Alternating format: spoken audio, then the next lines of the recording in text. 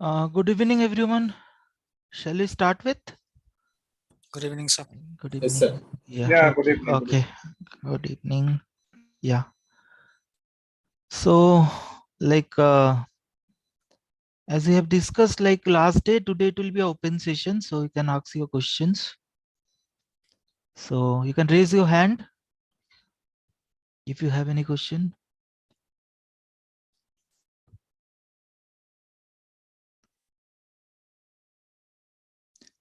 Please raise your hand if you have a question to ask.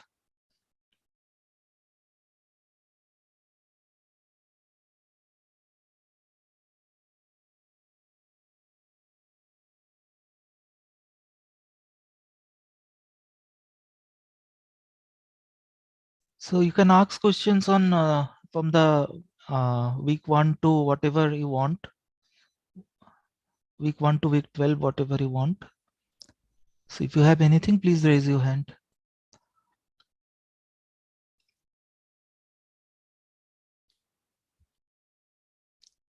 Okay, is it like no one having any doubt? Yeah, I think so.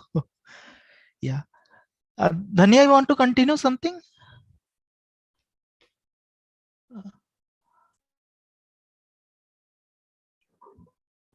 Yeah. Sorry, Arup. So, Arup, what we can do is we can start off with that erasure question, no? Yeah, That erasure. Pritodip. Yeah, Pritodip is asking. Oh, but yeah, No, sir, I have to look at the questions. I have a couple of okay, questions to ask okay, regarding quiz 2. okay. Eraser question. Nalini, want to go for? Yes, sir. Arup sir, I can Okay. go. Yeah. Okay.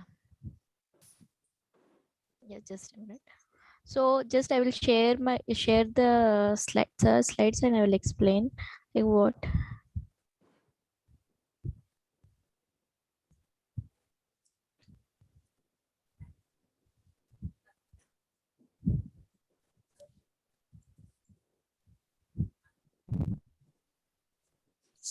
So sorry, wait just a minute.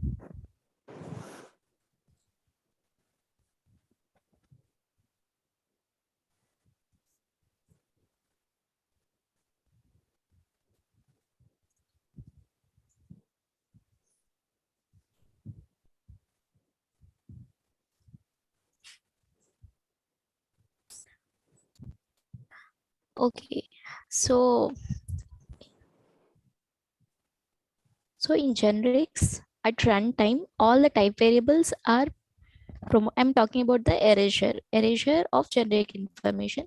So at runtime, all the type variables are promoted to object. So that means here you can see linked Excuse list me, ma'am. of Ma'am, Can yes. you slightly zoom in on the slide? It's too small. Yeah, now Yeah. Thank you, ma'am. Thank you. okay. So at runtime, all the type variables will be promoted to object type. So if you are here in the next line you can see linked list of type T becomes linked list of type object. Now this type T is unbounded. This type variable T is unbounded, so it is promoted. So it is promoted to type of object. So all these type variables will be promoted to object type if it has no if it is not bounded, then it will be promoted to object type during the runtime. Or if it has some bounds, let's take here it has wildcard, no, linked list of type wildcard extends shape. Now it has some upper bound, that is shape, no, it is extending shape. So this type wildcard type will be promoted to linked list of type shape. So is it clear, or you have some any doubt regarding this? Nothing is just nothing, like all the type variables will be promoted to something. If the type variable is unbounded, then it will be promoted to object type. If it is bounded, then it will be promoted to its upper bound. Here linked list of question mark this extends shape. Here shape is the upper bound, no? So this type variable will be converted to shape. So you can take some example. I will show an example from the one of the assignment. So you can just answer what will those type variables will be converted to. Okay, If anyone has doubt regarding this, now you can ask. If not, I will share that. You can answer that thing. Okay.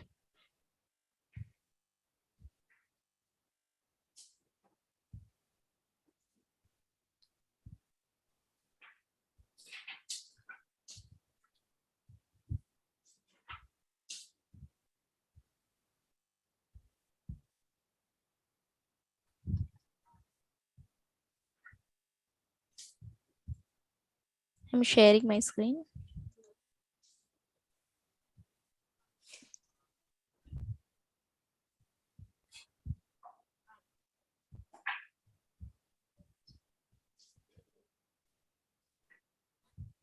Okay.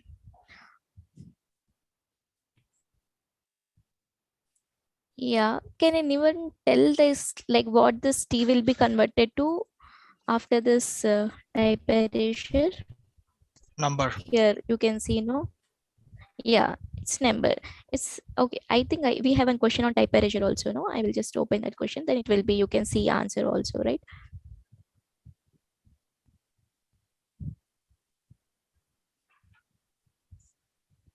Yeah, this is this type erasure question. You can tell like what this T type T variable will be converted to. It will be converted to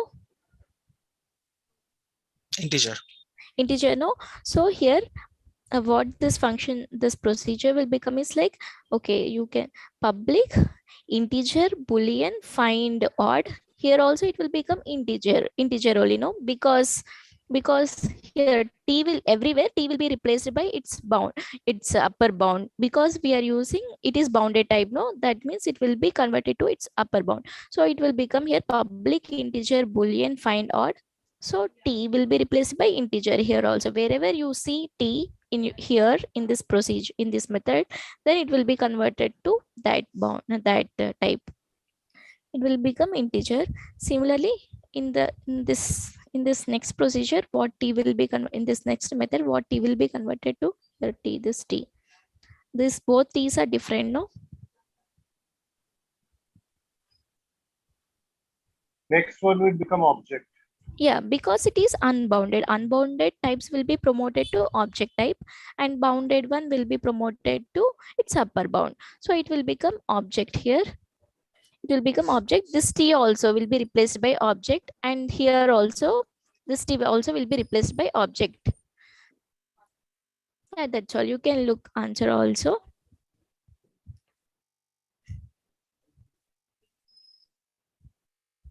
Public boolean integer A, and here wherever you have T, that will be replaced by object.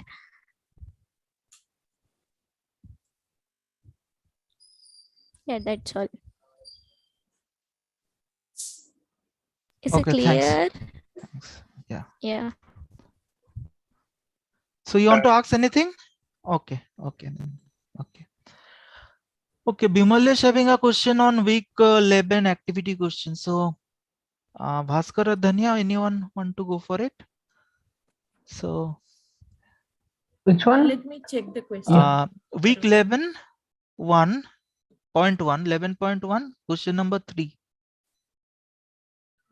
Just give me a minute, okay? Let me just take Okay. get the question. 11.1 question 3 graded practice which No, activity, AQ, right? AQ. AQ, Yeah. AQ, AQ.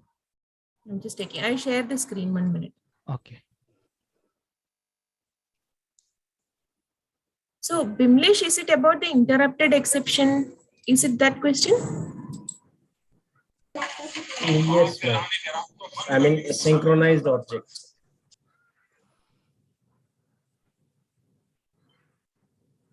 Yeah, that sun, moon, earth question, is it? Total Uh, earned. just, Total earned. just 1 second. Okay, let me just share it. Total earned is the class, and then there's a loop from This one? Is this what you're talking about? third question. In this third question, Third question, is it? Okay.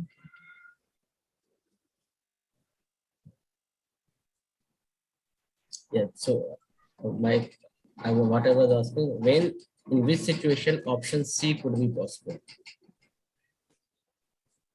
Any number any number multiple of 5 within closed interval 0, 50.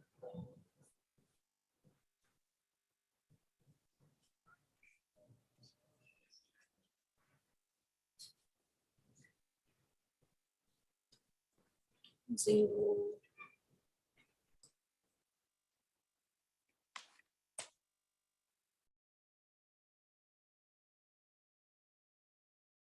Bimlesh, let me just go through this question, check it offline, okay? Arup, do you Yeah. know? Yeah, we'll take another question by that time. Answer is okay. Just Yeah. wanted to Yeah, understand. you in just which want to know when, situation if C will be correct. yeah, Yes. if ever this option will happen, and if so, when, right? That is your question, right? Yes. Yes. Okay. Yeah, I'm on it, ma'am. Just checking the program. Yeah. 5. Okay.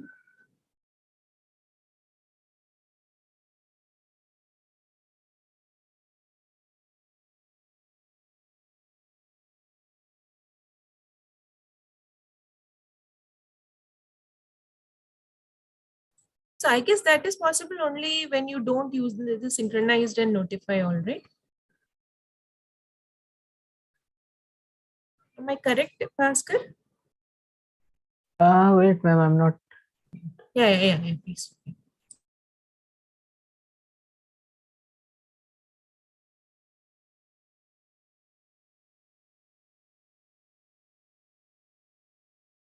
What is are there any other questions? Like we'll come to it. We're checking it in parallel. Yeah, we can come back to it later. Yeah, Come sure. to We'll check it in.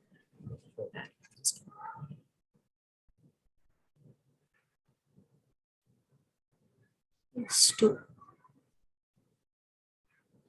Okay, I'll stop sharing this for a moment. Let me see what Prithvideep has asked.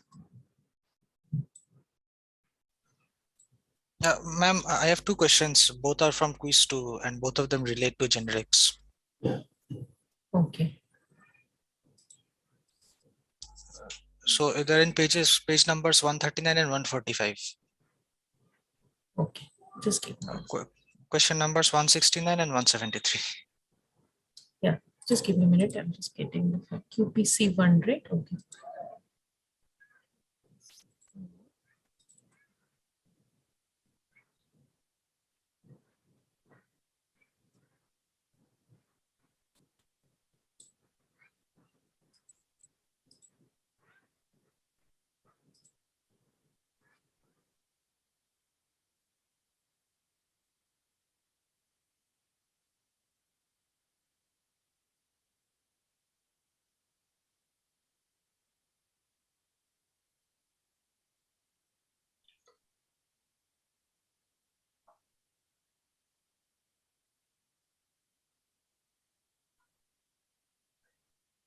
Yeah, so regarding that question, first thing can be, I mean, the easy way out it would be if you do not use synchronize, as ma'am was telling, then one thread would do the sum, and let's say it did it up to some, I mean, maybe 3 or 4 iteration of the for loop it executed.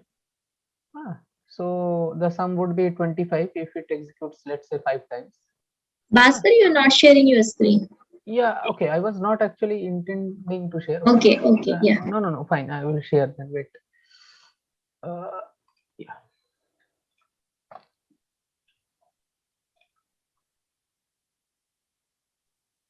Is it visible? Yes, sir, it's visible. Okay, yeah. So see, basically we have two synchronized blocks, one over here and the other over here. Right? Over here, yeah, up to this much. Two synchronized block. And see what will, I'm not making the run method synchronized. So run is not synchronized. Run can be called, I mean, one thread can reach run and call the calculate method. So inside calculate, I'm having this synchronized block in which I'm summing it up, right? So the sum, if let's say if the sum starts, then it should always be completing the all the iteration, right? Up to 10 iterations. In each iteration, I'm increasing by 5. So this price is 5. Price variable is equal to 5 and n is equal to 10. So I would complete it up to 50, right? And then only when I'm notifying, right? So this thread, the main thread, that can actually execute this block. Okay. See, the problem is, I mean, not the problem, how it is working is, this is also synchronized, this is also synchronized. So let's say if this starts first, what will happen? That is the real question. So the main thread executed t dot start. But that does not guarantee that your run method would be executed and main thread would be waiting for that, right? Main thread can start moving forward. So let's say main thread starts going over here and started executing synchronized obj. So that means on the obj object, on this object now, main thread is holding the lock now. And so main has executed this line. After that, the T1 thread, which was already started, so it could see that obj.calculate. Can it call obj.calculate? Yes, it can call obj.calculate. Why? Because calculate is itself not synchronized. Calculate method, I'm not writing synchronized void calculate, I'm writing void calculate. So it can be called, but although it can be called, inside that I have synchronized block. So the T1 thread, not T1, T thread, the T thread would come, reach over here, and it would wait at this point over here. So it cannot execute since main has already gained. Fine. But see now what happens. Obj.wait is there, right? So that wait means what? That the thread currently holding the lock, who is executing the wait, right? That thread would go to the blocked state, and also it would release the lock. Because the idea, so in the last session we discussed that if I want wait, if I want to put a thread on wait state, that essentially means I want another thread to take control. Now another thread cannot take control unless and until I release the means the initial thread which was holding the lock, which would now wait. That thread, until and unless it releases the lock, other thread cannot take it. So in wait, always the lock is released. So I'm assuming main thread executed it, and that's why the other thread could not execute this synchronized block. But then also what will happen, obj.wait would be executed by the main thread, and then the lock would be released, right? And since now lock is released, the initial thread which was waiting at this point to execute the synchronized block, then it will enter into the synchronized block, because now it can gain the lock because that has been released. So then for it does the sum up to 10 times 5 and 50. So that is one thing. So in whichever way you proceed, you would get the result 50. Even if main thread executes this first, then also 50. And let's say if the first T thread executes this, then normally obviously we will get 50 because main has yet not reached this printing and all that. And once this synchronized block is over, then only main can print this inside this synchronized block. So that is the idea. But yeah, so that, and we can, if we understand this, we can simply answer that. Let's say in one of the places, if I do not use synchronize, right, then the answer would be something like that. And also one more thing, since the object is one, so let's say in the over here, if I hold the lock, then it cannot print. So basically, if I do not use synchronize, then in that case, I would get a result. I mean, in a multiple of 5, something like that. But then in that case, another thing can happen. Then in that case, also I can get a result of 0 because your main thread can execute this println line. So I can get a value from 0 to 50, anything. That's why it is saying you closed interval 0 to 50. Yeah. So when obj.wait, suppose main thread started executing synchronized object. Okay. Before the T thread has started the sum function. Yeah. So in that case, when it reaches the main thread reaches obj.wait, that means it is asking the main thread to stop executing temporarily and go into internal queue and let the thread T execute the sum function, sorry, calculate function. And yeah, I mean, yeah. So basically, main thread is temporarily blocked, and T thread is allowed to execute the calculate function, and then after that, it is notifying to the main thread that now you can proceed. Exactly. Exactly. Only thing and is that if so, and if yeah. in sum would have been like inside the calculate thing.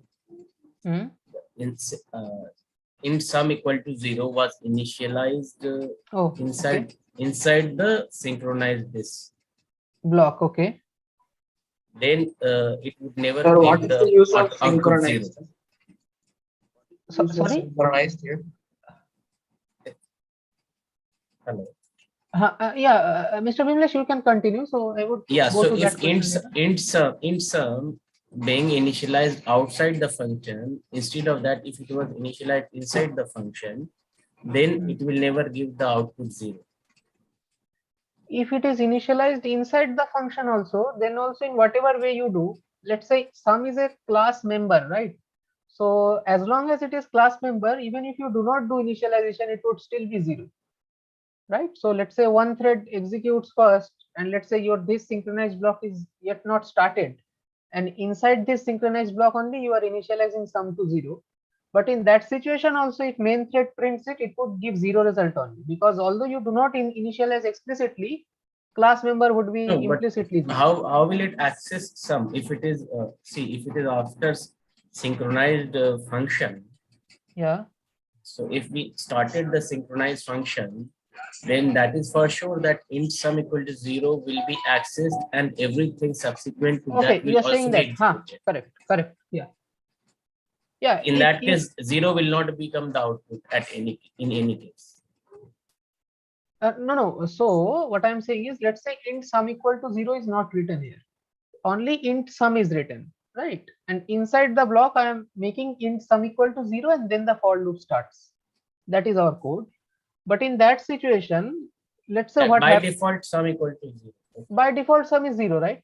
So let's say if I do t dot start, it does not guarantee that calculate has started. So I can always say that system dot out dot println and main would execute. That. So in that case, it would be zero, na? Yeah, Still but in that case, it would be zero. if I'm not declaring outside the function, but within the function. So then also, you are not using synchronized, or you are using synchronized? I am using synchronized this, and Okay. after that I'm initializing int sum equal to zero.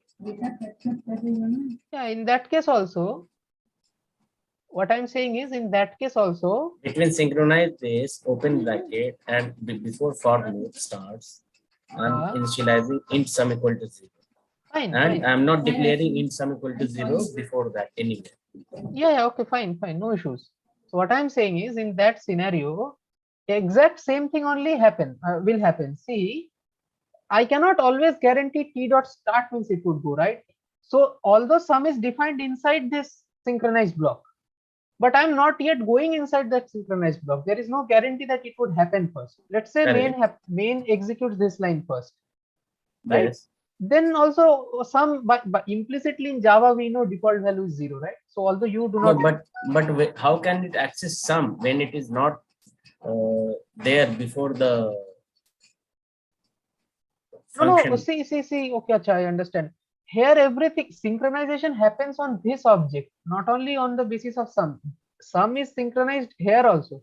You can say that sum is a data member of the class, right? Data member of the object. So I am synchronizing on the object itself. Here this is written, na?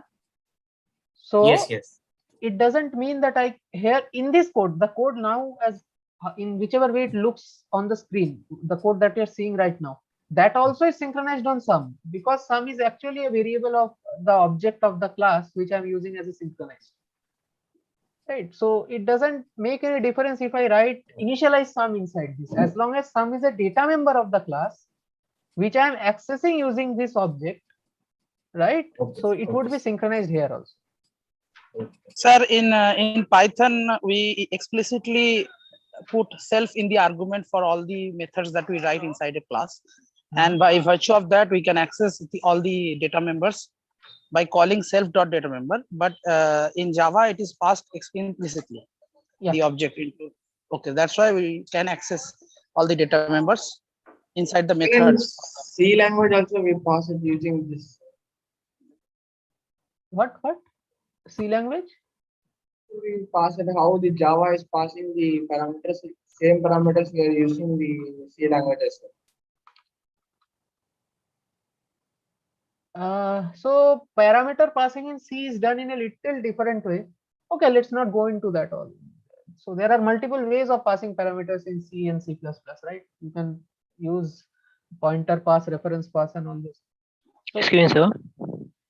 yeah. Hello. So, Huh. yes, sir. While explaining monitors, Okay.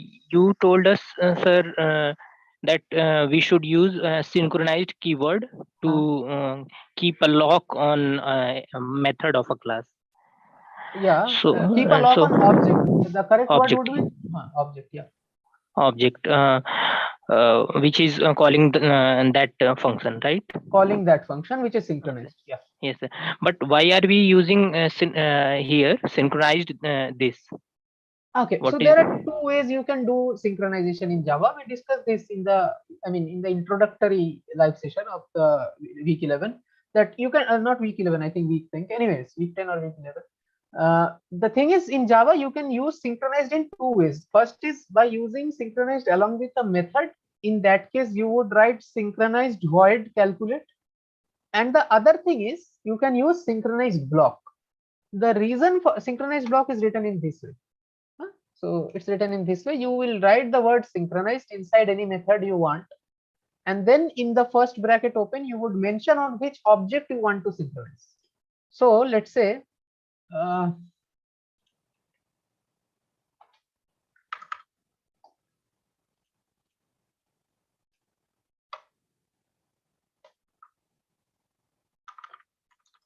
so let's say I have a class named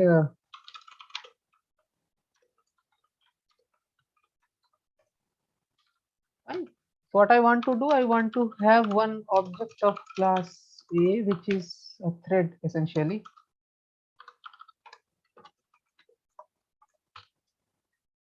Okay. Now, I made one mistake.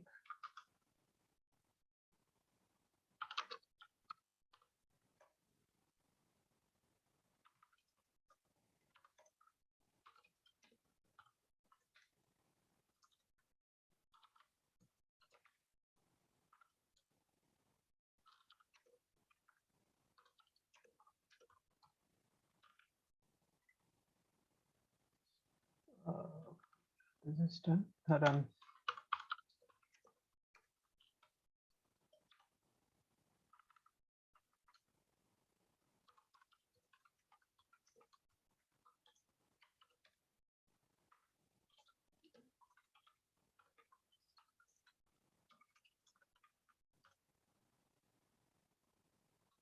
Let's say I call over here using the object obj dot fun. Okay, so and I like to pass the object.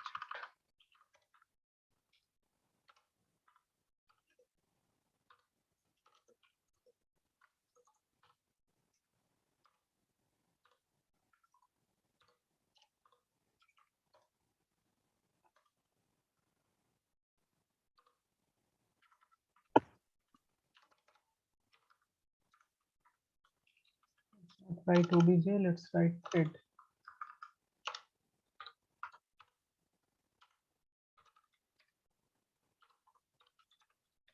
Okay, so yeah, so there is a what happened? Oh. There is a multi-thread program, normal structure of a multi-thread program. Now see, I have two threads, okay, and let's say I have over here a variable int balance that I want to be used in a synchronized manner by both the threads T1 and T2. So now, if you want to have synchronization of this balance variable, this shared variable, why it is shared? Because we are using it using the only one object O. Inside both the threads, I'm passing the same object. So basically, this balance is with respect to the same object, which is O, which is same as objs, because I'm copying over here. So you're operating on the balance. Now, balance, you can have synchronization in two ways. First is using this method, like here you can write synchronized, or you can also do something like this. You can have a block over here, synchronized. Over here inside the bracket, you have to name the object on which you want synchronization. In this case, I want synchronization on the balance variable, which is basically a data member of the object of class B. and also I am doing synchronization inside a method of class B itself. So that means what I want is I want synchronization on the object of class B. So class B's object inside class B is referred to as by this pointer. That's why I will write this. Now inside this, whatever you want to write, you can write balance plus plus whatever change you want to. See, why we have this approach of synchronized block is, if you make a method synchronized, that essentially restricts you to make the whole method as synchronized, right? Because the whole method would be executed in a synchronized manner. But what happens? Synchronized. Yeah, I'm telling. But let's say what I want is, I want some part of your code, to be executed in a parallel manner, not synchronized manner, to be executed in parallel. Fine. And then synchronized, this is only for critical region. Exactly. And let's say over here also I want some part of the code to be executed in parallel manner. Fine. Inside this only I use balance plus plus or whatever. Right. The critical section is this, right? Because what is critical section? Critical section is where you are using shared variables. Shared variables between both the threads T1 and T2 is balance, because balance is the data member of the same object on which T1 and T2 is holding the lock. Competing to hold the lock. So only this part of the code is where you have to execute in a synchronized manner. You do not have to execute any preceding part. Maybe you are printing something, you are calculating something, and that part is totally independent for both the threads. So why do you want to make the whole method as synchronized? That would, you have to lose the performance, right? You would lose the parallel execution. So you don't want to have that. So this is a way so that you can make only that part of your method synchronized, where you are operating on the shared variables. So this synchronized block gives you this feature. If I declare the whole method synchronized, these parts, the parts which I don't want to be executed in serial as synchronized manner would also be executed synchronously. So you would lose the performance. It would take some more time. Okay, now just one more thing. So let's say if I want to synchronize, let's say over here I have another object bo2 equal to new b. Let's say I have another object. So now this would be more clear. Okay, t1 t2 dot start, and inside this my main thread is going on, right? Suppose here I want to synchronize on the o2 object of b. So I can even write something like this: synchronize inside here. Although main is not a synchronized method, I just want this part to be executed synchronously. But here I want it on o2 object of b. I would do o2 dot balance plus plus.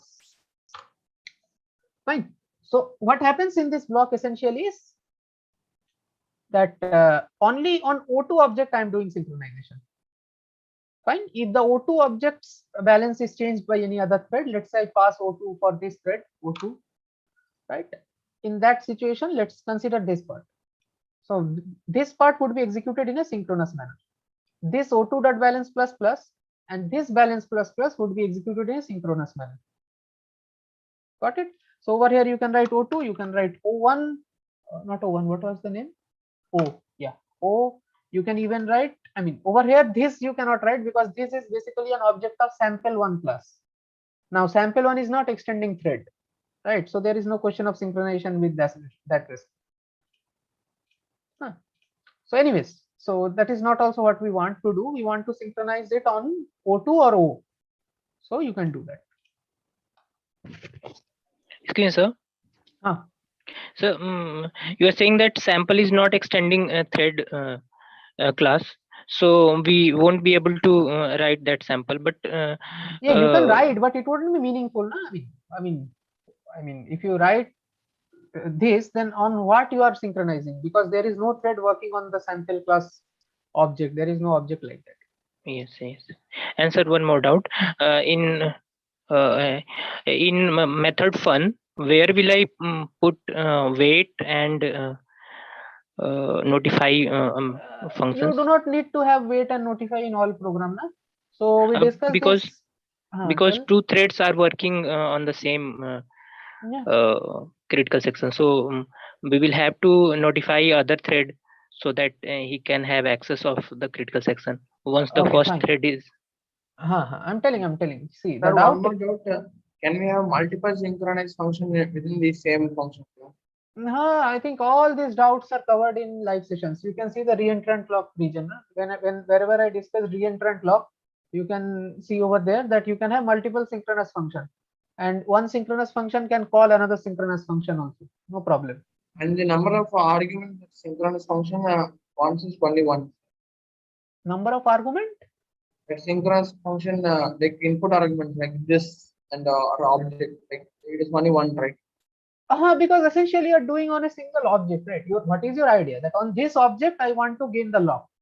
So that's why it's obviously a single. It's not argument, argument only, but it's not correct to say it in that sense. It's not like a function argument. This is, I mean, since you are making a block synchronized, that's why Java compiler has no idea on what object you want to synchronize. As long as you are calling the method as synchronized, Java would understand that, okay, this is a method of a particular class. So when I'm writing synchronized in front of a function of that class, correct?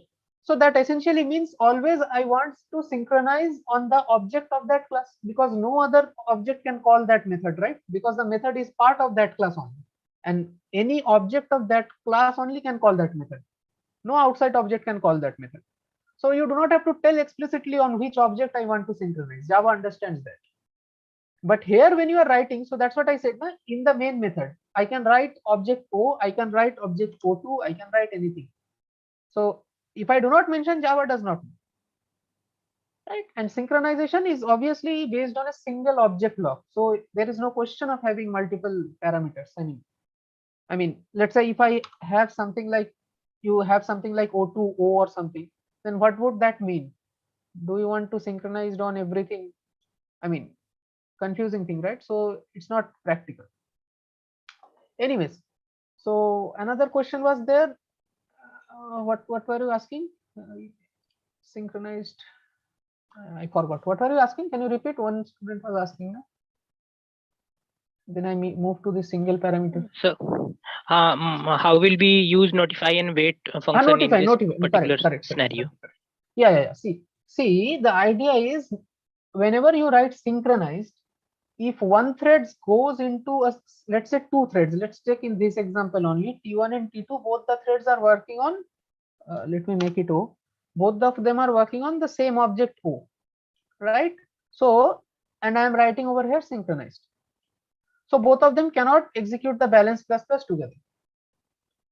Now, what happens is when a particular thread goes into the synchronized method or synchronized block, the other thread which wanted to execute that part, that method of that block, would go into the blocked state. It would not be able to execute. That you all know. But you do not have to write notify and wait in every situation. The reason for that is once you move out of the synchronized block or move out of the synchronized method, the lock is released by the thread. So in this case, as soon as I move out of line number 10, the lock would be released and my T2 thread can take up. You do not have to write notify. Once the synchronized block is over, the lock would be released. In case of synchronized method, once the method is over, the lock would be automatically released. So in this situation, you do not have to explicitly write notify and wait. Once it is already released, so then the other thread can take the lock.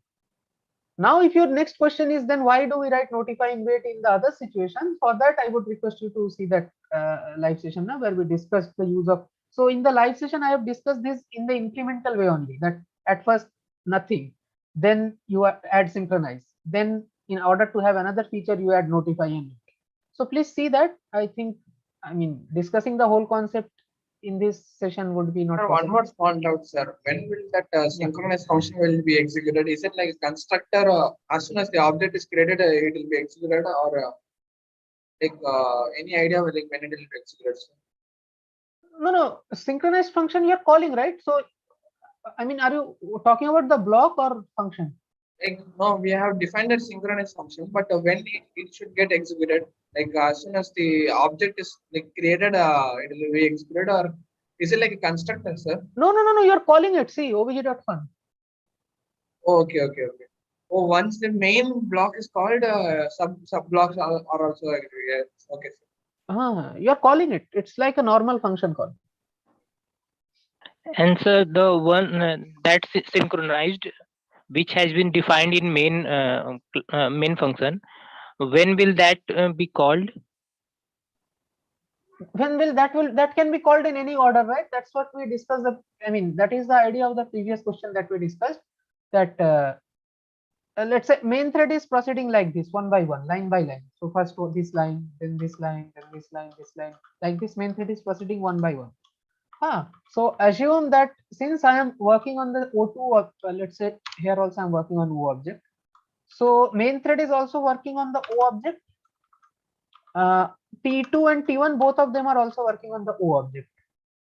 Correct? Let me just. All of them are not working. Ideally, all of them are trying to gain the lock on same O object. Correct? So in that case, I cannot guarantee that which thread, either T1 or T2 or the main thread, who will start working on their synchronized block at first. Because for T1 and T2 working on the synchronization block means T1 and T2 is started. T1 and T2 would go into the run and call obj.fun.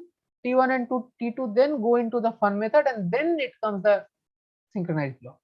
So both T1 and T2, this is the path flow. For main, it would just go on line by line, and then it would enter into the synchronized block. It would start it, T1 and T2, both of them would be started by main thread, but then main thread would go over here. So let's say if both T1 and T2 or either one of them have not reached the run method, right? They have not yet entered into this synchronized block. Maybe they have reached run method, they have not reached fun. Maybe they have reached fun method, but they have not entered into the synchronized block. In that kind of situation, main can enter into the synchronization block first and can execute O2.balance plus plus. So you cannot guarantee that I am starting T1, T2 first means that always T1 and T2 would enter first into the synchronization block. Even main can execute this before T1 and T2. So yeah, so basically it's in runnable state, but not in running state. Exactly.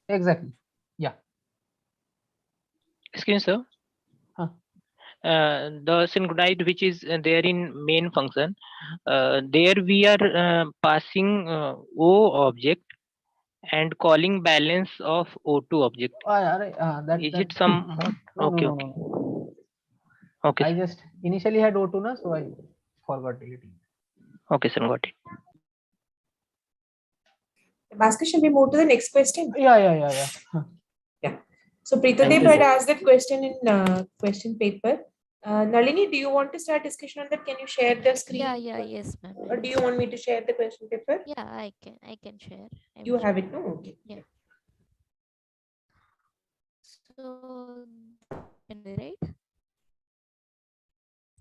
Preetadev, is this the question? Yes, ma'am. There are two actually, but yeah, this is one. Yeah, the other one is the ordered pair question, right? Okay. Yeah.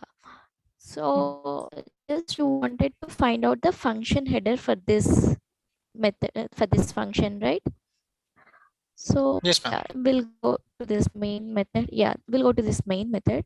So rectangle, you are calling the max area method, right?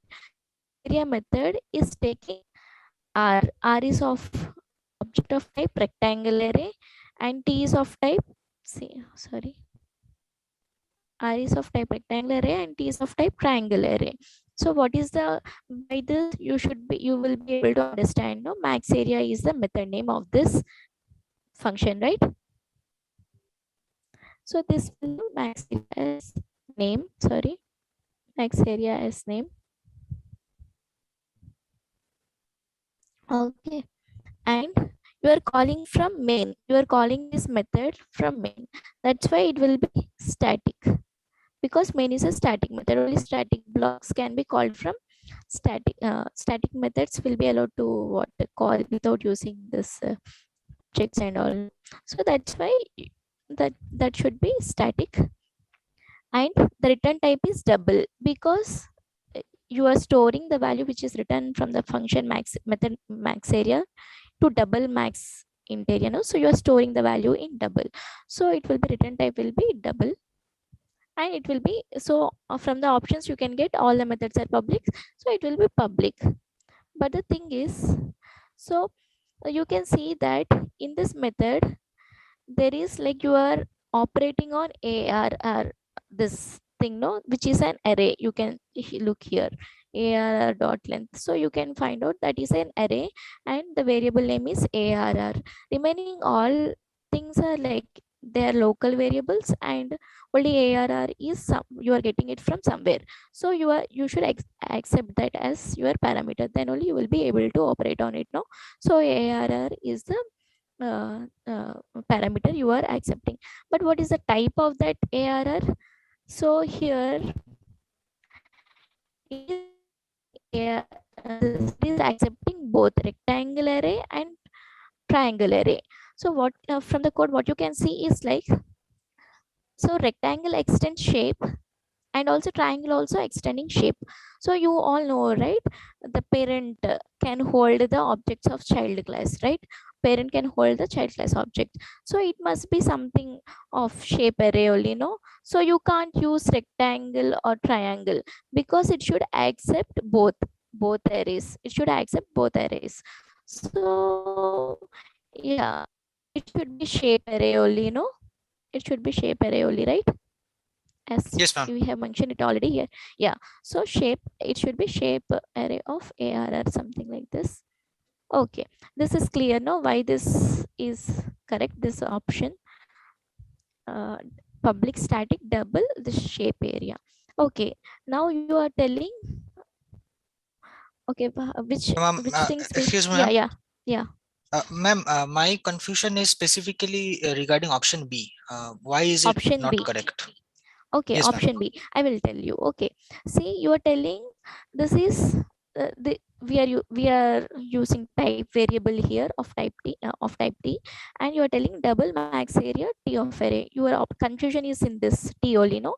So Yes, you ma'am. are, Yes, ma'am. yeah, okay, here you are telling ARR is of type T. Type T will be like it has no bounds, no.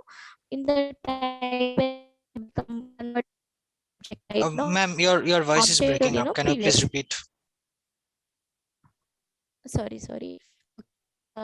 So here T has no bounds. Here you are not telling T is bounded. You are just telling what T is unbounded, no, here. So while during the type erasure, it will be converted into object type, no. Yeah. Correct. Yeah. Am I audible? Yeah. So you are telling. So now it will be type of object. So here this method now ARR will be type object array of ARR. Its type is object.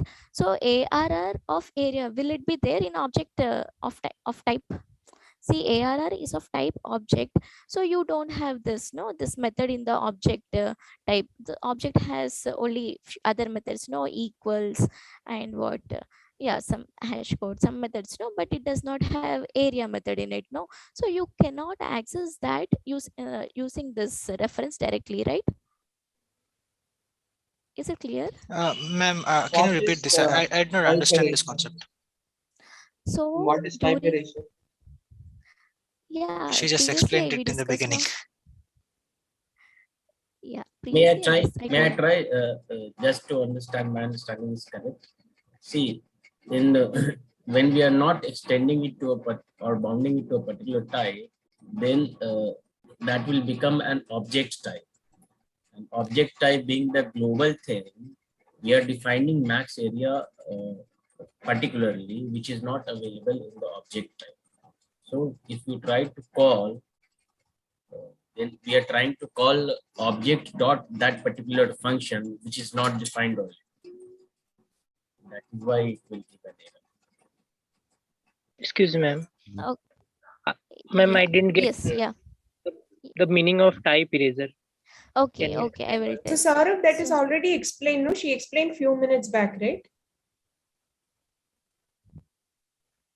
Yeah, previously just in the beginning of the session, So the did you starting join question is the late? type See, erasure. because yeah, I mean, and we have discussed this in multiple earlier sessions also. So I mean, somebody had posted in the discourse. That's why we again explained it here. But if we keep explaining that, there are so many other questions that people have asked.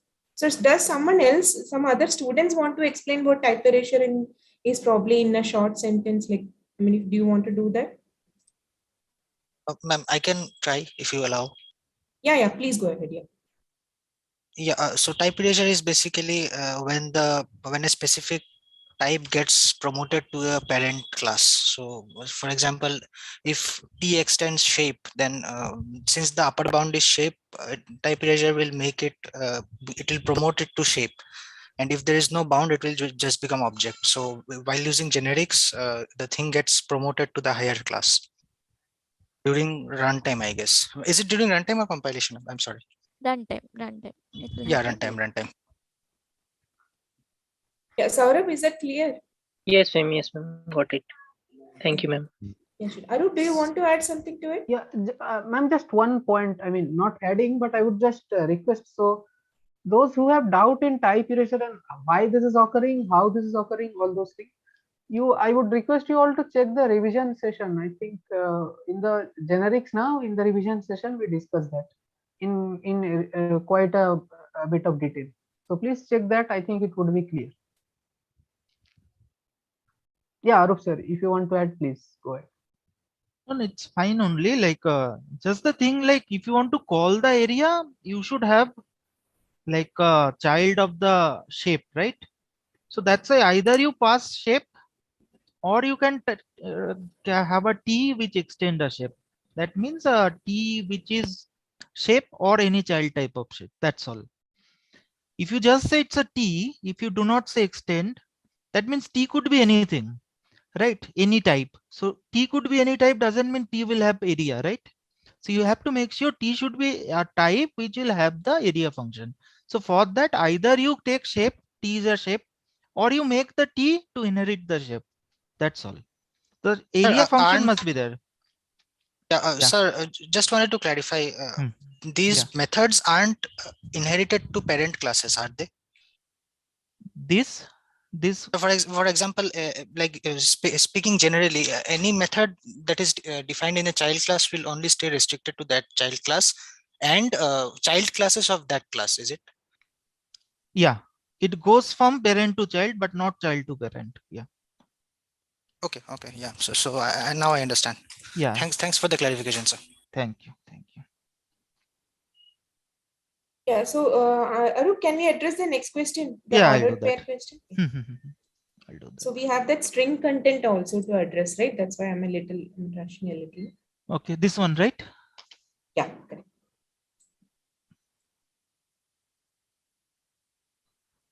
Okay. Okay, so ordered pair means you sorry, why it is coming like this?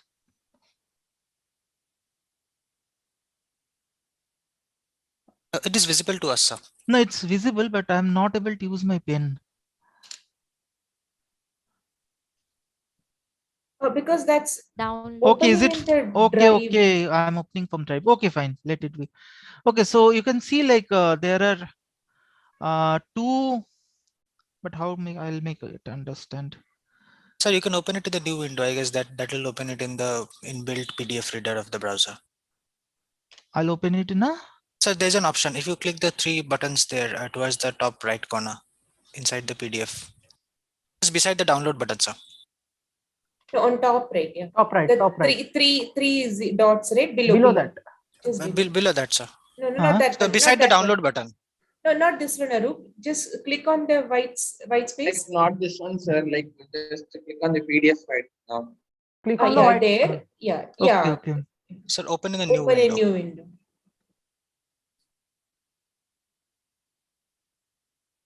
Sometimes it doesn't. Does it allow the use of pen now? It sometimes doesn't allow here also. You have to download it and use it in the native. Yeah, but at least if I drag it, you can see, right? Yes, sir. We can see you selecting the words. Okay, let it be. Okay. So page number was? Sir, I 139. 139, I think. Oh, I kept it. No, open, 145. 145, sorry. One of these. Either 139 or 145. 145. No, it's fine. It's fine. Anything will open. Yeah. Let it open. Now it will take time. Oh, I didn't see it. I thought I can open the pen. It's taking too long time. I can Okay, wait if shall you we want go me for to. another question? Yeah. Yeah. And By in the that meantime, time, maybe I'll you can make it download the ready. Yeah. page. No, I'll download it. That I'll do. So if there are any other question, we can go for it. Yeah, I will share the screen, Arup. Can you stop sharing for a minute? Is it okay? Yeah. Yeah, I'll stop.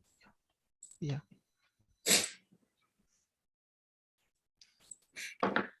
So someone has asked about this question again, the race condition question, right?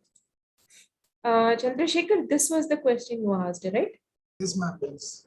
So what is the question? Can you make it, like, I guess you would have seen the solution document also, right? Yes, ma'am. Oh, it was not clear enough, is it? Yeah, that is what. Can you tell me what your question is? Like, which option do you have doubt? I tried running this code. I'm getting the couple of options that P1 is 00, P2 is 1052, and all possible combinations. The condition is initially the book status for both P1 and P2 is 0. I wanted to understand that how this different is happening. Yeah. So for threads, it is always, if you want to see different options, put this thread dot sleep at various places, and probably sometimes, you get to see different outputs. Otherwise, you cannot go by what output you're actually seeing, right? I mean, this is something that we have seen starting from when we started reading about threads, right? So it is specifically if we go for that shared variables, where the you please scroll up.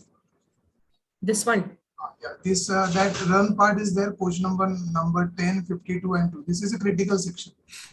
Correct. Yeah, critical section in the sense it is not shared variable really, but it's shared resources. Somebody had asked in the discourse also, so I'd said there is no shared variable here. These are all different objects, right? If they are using the same object or it's a static thing, then we can say it's a shared variable. But here I'm just saying that, okay, this is a coach and a seat number which is to be booked by 2 passengers, and so we refer to it as a shared resource. Okay. So if anyone passenger, suppose P1 is able to, P1's thread is running this one, it will get a book status true. In that case, correct, both coach number and seat number should be allocated, but in one of the options, yeah. So the last option was your question, right? This was your doubt, I guess, right? Yes, ma'am. Yes. So what happens if thread 2, so the thread 2 has booked, this is clear, no? T2 has kind of, is kind of the sprinter who actually succeeded in getting 10 and 52 correctly. Okay. So P1 has a slow runner and he has reached probably only this step. Okay. Coach number equal to 10 is assigned. Meanwhile, the main thread is also running, right? Yeah. Oh, okay. Now T1 has executed this step. Okay. And main has executed these both. Yes. Immediately after this was executed by T1, main has executed these both. In such case, what will the output be? It will be 0. No, yeah, the coach number is allotted, right? So when it checks for get seat and PNR number, coach number is 10, seat number is 0, right? Yes. Because T1 has not gone to 50, seat number equal to 52. Correct, no? Yes, yes. Yeah. So it's more of this applying all permutation combination possibilities. That is what I wanted to know. Means how many such permutation combination we need to think in exam actually for such problems. No, in exam we won't give you so many things as not. I mean, see, whatever questions we are asking, they should be doable in a reasonable amount of time. But then you will have to check all options, all possible options. By see, you can see there are 3 methods and 2 threads. Like you have to position each thread at each position in all possible combinations. So for exam, we won't be having such difficult questions. You have to apply logic to a very minimum because under stressful conditions, difficult to possibly, yeah, I mean, so it won't be, I would say it won't be this hard, but okay, you would still be expected to apply some logic. So we have to think about the combinations depending upon the options given point of view. Yeah, the one thing that you have to remember is main thread could be a really fast running thread. Okay. So that is something that many of us miss out. We always look at the T1 and T2 and kind of try to compare. So main thread is always there and could be a really fast running thread. Okay. Ma'am, I just want to make one more thing clear. Except the critical section. Critical section is mainly there is a race between the 2 threads to execute, correct? And except that part, whatever is written in the main function, that is what executed with the main thread at a faster rate. Am I correct? This, for example, here we no, I didn't understand. 6 to line number 31. that are handling the critical sections. These two threads are handling the critical section, correct? Okay, yeah. So there will be always a race between the two threads for that critical section to execute. But rather than that, as we said, line number 32 and 33. This is what So executed with. this is So this is more like a side effect of that, right? Because it's accessing the variable updated by the two threads. That's it. Main thread, if it was just simply printing a println which was like hello or something, it would not have affected. This println print something inconsistent because it is a side effect of the race conditions due to T1 and T2. But in one of the lecture, ma'am, we discussed about the atomicity. Whenever a thread is executing something, it has to finish everything. No, that is the scenario in which the mutual exclusion and everything, the atomicity, everything that is why then we came to the semaphores, the re-entrant logs and everything. This thread does not have any such protection. This is where we start to tell you, okay, see, these are the problems that can be caused during threads. This is the race condition. These are the things that we want to avoid. And this is the example where we showed you, okay, these are the possible scenarios in which you can get into trouble when we use threads. And then what is the workaround? That it comes with the semaphores and logs and everything. Yes, no, understood now. I got it. Got it, no? Thank you, ma'am. Thank you so much. Yeah, this was the early stage, right? So the first or few questions when we check like, okay, so you understand what is meant by race condition. Only then we should know like what is mutual exclusion. Only then we know what are the techniques that we're going to use for it. So it's like building up, right? So yeah, here there is no protection. Here there is nothing that we are doing to ensure that there is atomicity. Thank you, ma'am. Yeah. Arup, you're okay to discuss that question? Yeah. Okay, I stopped sharing. Is it visible? Yeah. Yes, sir, it's visible. Okay. Okay, so this ordered pair, what it have? It is having two things, a A and a B.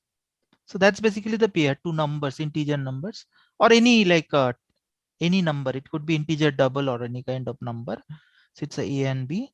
So what we are basically checking in the is minimum min pair. If you look at the call,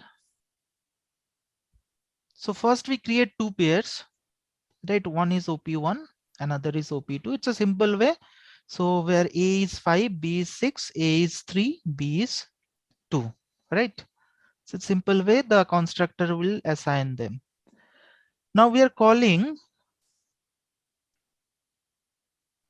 OP2 dot is minimum pair. So whenever we are calling like this is our argument, right? So this will be passed over here as a parameter. And this OP2 will become this. This basically represents the particular object on behalf of which I make invocation of the method. For which particular object I'm calling the method, right? So I have called Yes, sir. on behalf of OP2. So that is this. The simple way what it is doing, if it is finding out that OP2's A is lesser than OP1's A, and at the same time OP2's B is lesser than OP1 dot B, then it's a true. Yeah, it's a ordered pair kind of thing, which is minimum, right? So we say this is minimum. This OP2 is minimum. That's a true, right? So now what you can understand, the type has to be same, right? This type has to be same. So how do I ensure that? See, already I have defined a type over here. So what is the type? It's a T, which could be any number, which can be any number. So whenever we're looking at the function against A, what I have used? I have used the double value. So double value method is a method which belongs to the number class, right? So that's why a double value method can be used with an integer. It can be used with a double. It could be used with a float, like any number type, right? So that's why we need to make sure whatever I'm passing over here, that is also of type T. So how do I ensure that? So I can make it as a order pair. So it has to be again another order pair because this OP1 is again ordered pair. I say ordered pair. So T already is defined, which is extending number. And this could be the pair 2, because this is, I can see the argument is explicitly specified over here. So T is what? The question is T is what? So if you want to find T is defined over here. T is nothing but extending number. So it can be an integer double float. So that's all done. Okay. Now the question is next, if you look at the option, okay, these options are all fine. So there is no problem. Now the question is, am I going to use this T anywhere within the function? So this is my function. So am I going to use this T anywhere within my function? See, you haven't used T anywhere within the function. So why to again use a placeholder like a T? So what Java allow you to use a wild character like a question mark. So which says you don't have to be specific like which type it is, because you are not going to use the type T. Rather, you can say it can be anything. It can be anything. Question mark means it can be anything, but it should be a valid object of ordered pair.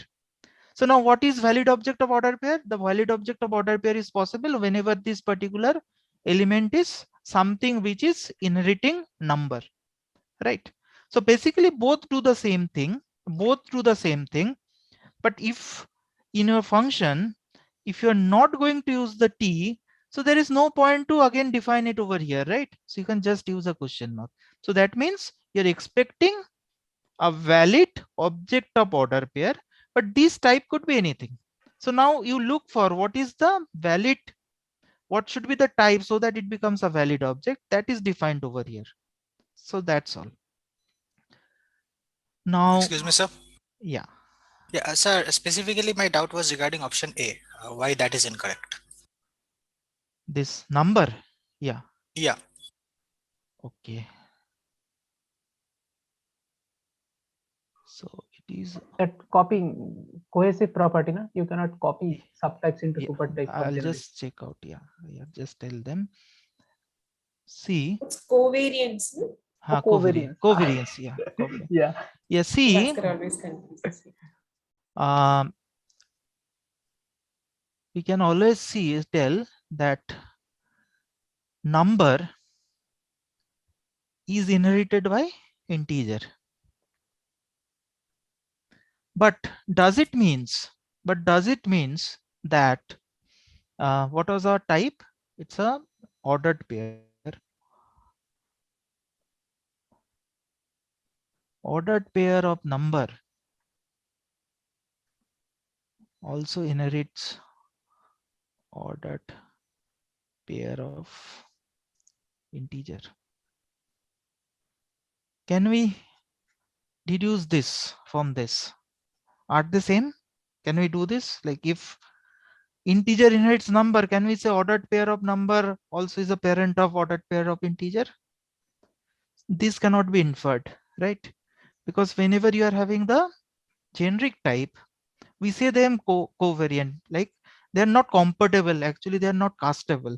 So since this is specifically, whenever we mention this is specifically of type of ordered pair integer, right? You have specifically make it integer.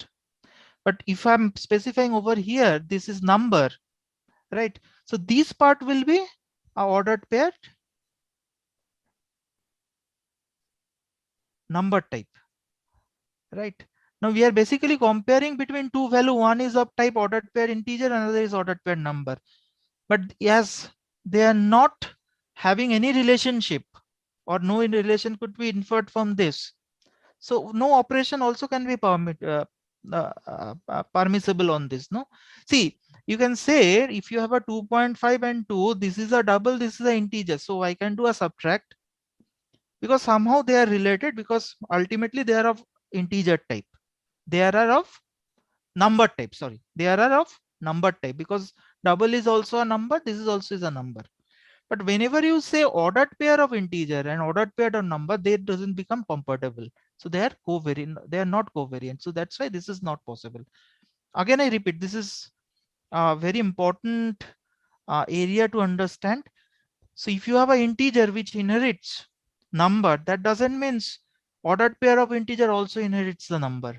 So remember, these generic types are always unrelated. They are always unrelated. So no operation can be performed if they are not of exactly the same type.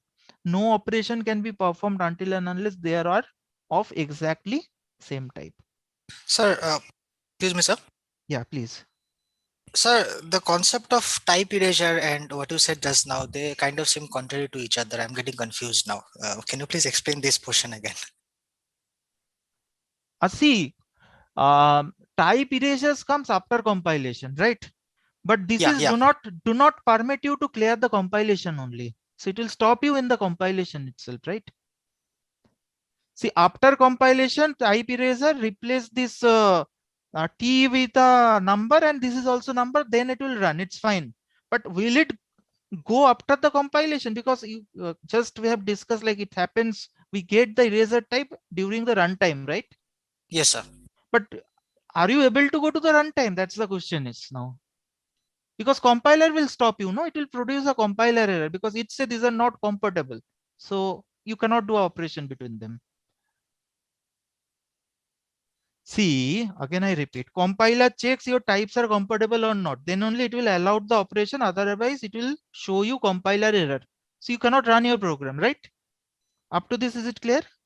Yes, sir. Yes, sir. Okay. So when erasure will come, the erasure types will come once the compilation is done, right? But if you cannot compile it, what is the question of erasers?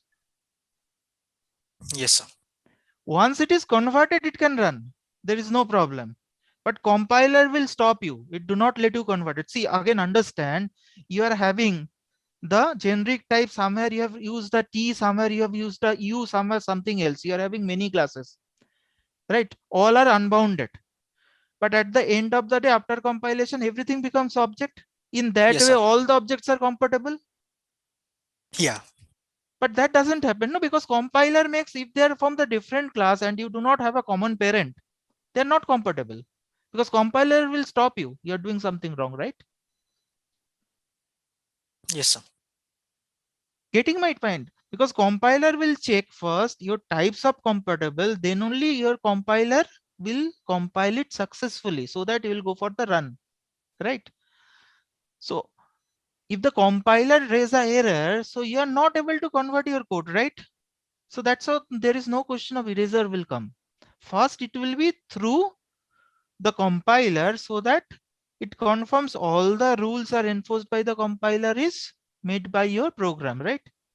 But if you cannot do that, so there is no question of this erasure concept comes to help you to convert into a general kind of Java programming from the reference kind, right? The reference types are like T, U, these are like a placeholder. So these are only understandable by the compiler, but Java runtime do not understand what is T, what is U, right? So that's why it makes the program simple, so that execution time doesn't have a problem. But before that, the type checking is already done during the compilation. So type checking will stop if your types are not compatible. That's all. So I think I'm clear, right? Yeah. Yes, sir. But can you please repeat the name of the concept? Did you say it was covariance of the types? Covariant. Covariant. Okay. I'm correct, no, Dhania? Or Bhaskar? Yeah. Sorry. Correct. Yeah, I am a bad person to ask that. That's why no. I thought I am not telling confuses. wrong. No, I thought Bhaskar I always telling confuses nothing. that name. That's why. Yeah, it's covariance, right? Covariance. Covariant. Yeah. Okay. Thank you, sir. Thanks for the explanation. Thank you. Yeah. So, Chandrasekhar, I think you had asked that question on week 8, practice question 10. I'll just share it. Sorry? Option C, why it is wrong, that I wanted. Yeah. I'll just share it. I will also attempt to answer it. Just give me a second, okay? Just give me.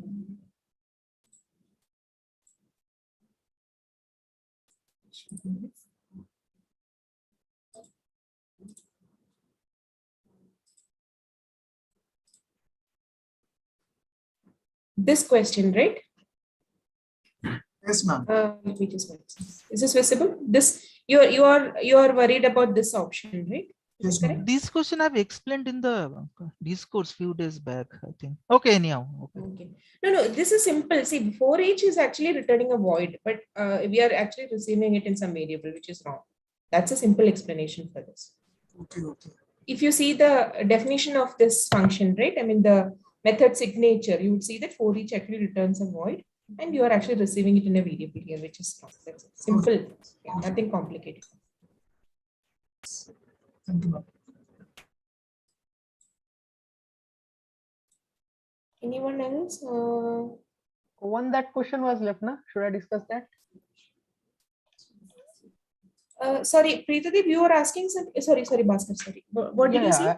Yeah, that one question was there, na, regarding that generic. In the discourse, yeah, we can Discourse, discuss that.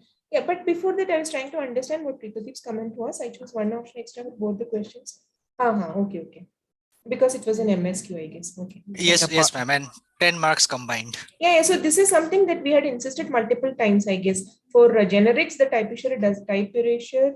Sorry, for generics, the upper bound, right? The integer to number bounding, that does not work in the case of generics, is something that we had specified in multiple places. Maybe somehow it got kind of missed. I don't know. I remember Bhaskar insisting it multiple times. And yes, ma'am. So yeah, I probably didn't. Yeah, anyway, sometimes things have to be learned the tough way. Sorry about it. Yeah. Okay. Yeah, Bhaskar, we can continue. Yeah, ma'am. Okay. So just one thing, for those who all have basic fundamental doubts in generics, I would suggest, if you want to just have a revision of the whole thing, I would request you to go and see the revision session of generics. I think it was in the, for the second quiz, for the second quiz, right? Yeah, for the second quiz. So the second quiz revision session is there, na? Please check that session. In that we discussed about generics. So there we discussed all these things, that in the first place, why do you need not need generics? Why generics go for type erasure? What is the requirement? And if it goes, then how it, why it gives compilation error of these things. Then we saw the covariance property, and why covariance property must be insisted for generics. Why you cannot store a subtype into a supertype, which you have learned till week 4. Only for generics you cannot do that. Right? So all these things are discussed. Please check that. I think then these things would be much clearer. Okay, so let's go to that question. Yeah, so this question was there on discourse, that the doubt was basically that this is again generics. So the doubt was that I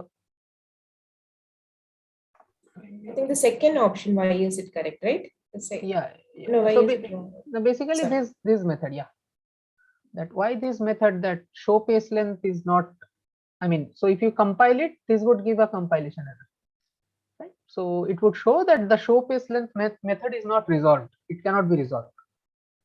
So why that is given? Why show pace length wouldn't be resolved? That was the question.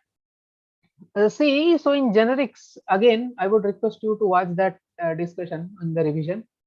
But after that, the basic trick to answer any generic related question is, you should not see what's in the main and whatever is written in main, whatever is happening at runtime. Do not think about any of those things. Forget about all your object-oriented inheritance concept.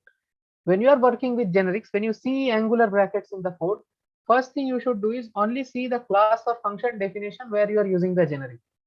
And just by seeing that definition, whatever method you can you think you have enough information by seeing that signature, those methods you can only access. So do not go into class main and all that. Just from this method we will discuss, because this is where I'm using generics. Fine. So just a second.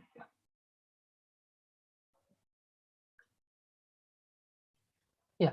See what is written over here? Only T. Should I make it a little big? Is it visible or? Yeah, please, sir. Yes, sir, it's better now. Thanks.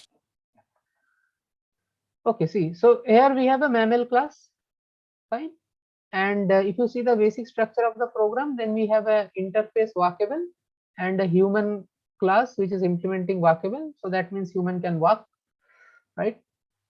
After that, what we are doing is, so human and walkable is an interface. Just remember that that there is a human class which is implementing a walkable interface, and also the method inside walkable interface is is overridden in the human class. So this is the method inside walkable interface, show face length, that is also overridden in the human class. Okay. Okay. So now let's come here. See, I have a mammal class. In that mammal, and mammal is a generic class. It can be of any type of mammal. So whatever I pass over here, that type of, that would be the type of that mammal. Fine. So here we are having the T generic type variable group, and inside this I am calling the show face length method using the group object. Now, can you tell me just by seeing this class, what is, so here you can only see T, right? Now T can be anything. It can be, it can be human, it can be elephant, it can be cat, dog, car, object, string, it can be anything. I'm not putting any restriction by saying something like T extends number or T extends any class. I'm not putting any restriction, right? It's just a normal T. So it is applicable for any class that I pass inside mammal. There is no restriction at all. So when Java compiler will compile this class, right, it would say T, or that means anything. There is no restriction. Now, if that is the case, if that is the definition of T, that it can be anything, do you think any class can call this method show face length? No, right? Any either it has to be that interface, because show face length is here. So it's defined inside walkable and it's overridden inside human. So anything which is an object of human class or an reference variable of walkable interface is allowed to call the show face length method. You cannot call the show face length method with any random class, correct? So, but Java compiler cannot understand what would be the value of T. T can be anything. So that's why it does not allow that, okay, you can pass anything inside T. So I will not allow you to call a specific method of a particular class. That's the whole idea. Fine. So the confusing part is that I'm passing over here mammal human. Now, if you assume that, okay, T is human. So this is the mistake. T is human. Okay, great. So T is human, human object. This is human group. So group dot show face length, human has show face length. Okay, yeah. Human has show face length. Nice. So you think that it should work. But that is only one instance. What happens in the same code, in the very same code, I just add another line. Just assume before m.print, here I am adding another line. Inside I am writing mammal, whatever. And over there I am writing string. Fine. And dot dot dot, same thing. So this will also syntactically, it would be correct to pass in this class. T is only given over here. T can be anything. T can be a string also. So right. So do you think, can I call the string dot show face length? It's not allowed. So every time you see a generic related code, always do not just, do not place the value.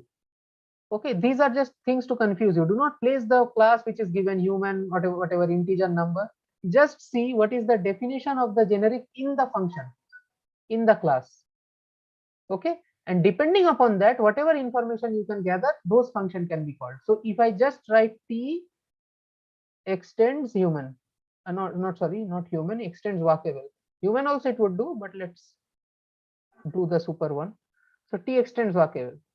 If I just replace this line in place of T, then this would occur. This would be allowed, because now the Java compiler can see that whatever be the value of T, it should be walkable, right? And if it is walkable, I can guarantee you pass anything, it would actually be able to call the show face length method. Fine. So do not place the value and check. Fine, because yeah. Anyone has any doubt on this question? Any question, doubt? Did you understand it? That's why the answer is this code generates compilation error, because show face length cannot be resolved. Yeah. Excuse me, sir. Yeah. So walkable is an interface, and the interface should always be implemented. But generics, we can write extend. These things are discussed. For generics, when you are defining a generics, you can only write the extends word. T implements interface is not allowed for generics. Walkable, just a syntax idea. That's it. Fine. Okay. Now we can So move this to, extends actually means an upper bound for that, right? Something Yeah. like that. No, Pascal. Yeah. Not the. Okay, again, there also, if you say parent class, it's actually an upper bound, but here it's a different kind of a bound. Yeah, erasure to walkable. So this would erase to walkable type. Yeah. So if you do erasure, it would be walkable type. So whenever in generics you see extends or anything super or something like that, then you have to think that what is the super hierarchy, upper hierarchy. And if there is no hierarchy, you go to object. So in this question, the eraser would be object. So after eraser at runtime, it would be object. But if I write this thing, t extends walkable, then after erasure at runtime, it would be walkable. So you take the highest. So in the revision session, that's why I'm saying just check the revision session where everything has been discussed. So this is one problem. See why? So let's see what we did in overloading method. So in method overloading, remember we can have a, let's say 2 methods are there. In one method, I'm writing a walkable. So what I'm saying, in one method, my argument is walkable. In another method, my argument is human. Same name, everything same. Right? I'm just changing the signature. So one is walkable, another is human. Correct.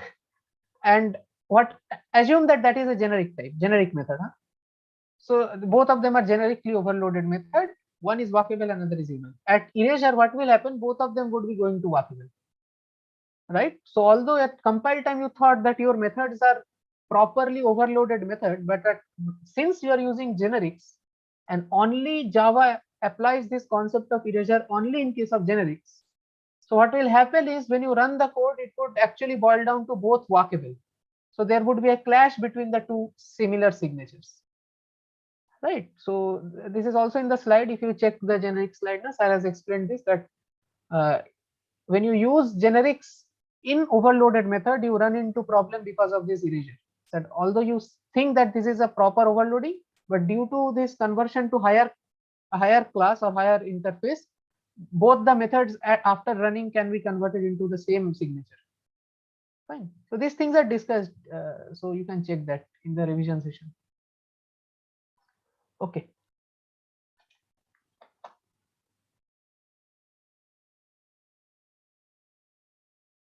Yeah, any other questions? I'm not seeing any in the chat either. Yeah. So, Bhaskar, shall we go to the string concept, or should we wait for? If there are no questions, then I can go. Maybe we can wait 2 more minutes. Maybe. Yeah.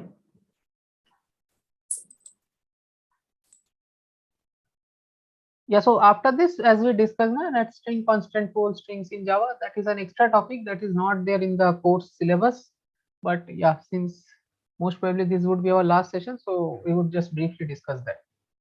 So if you have any question, just you can ask, and then we can move to that.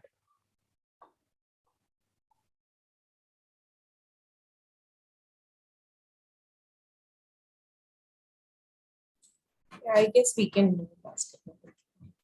Okay. Yeah.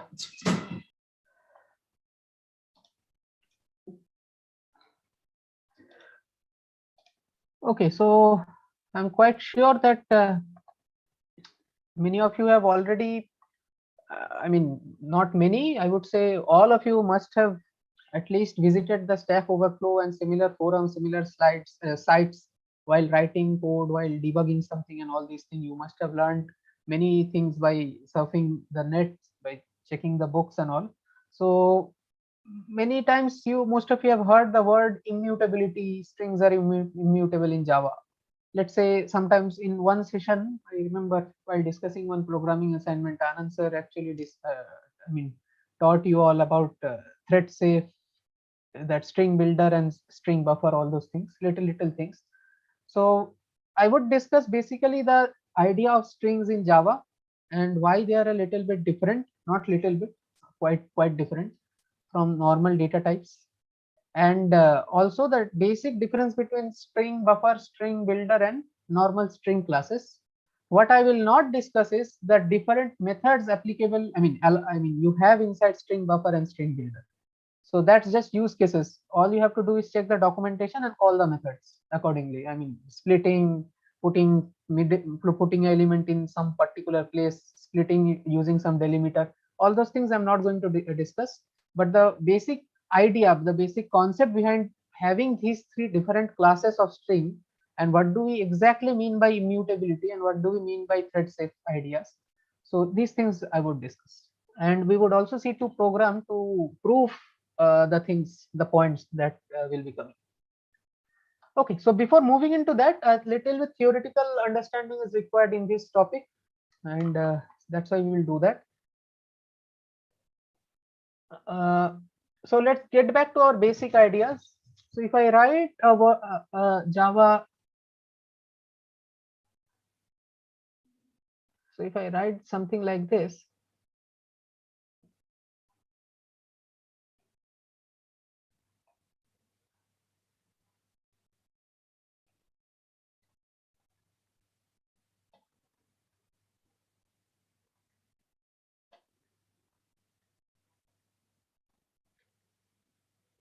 let's say, yeah. Now I want you to answer which part of it is stored in stack, which part is in heap, what is stack, what is heap. I mean, the basic thing, that how it will happen. What will happen in the memory when I write string s1 equal to encyclopedia? Acha, another thing, what will happen if I write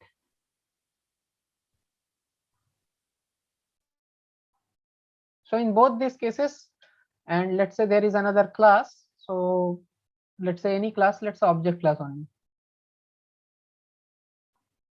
Okay, object obj.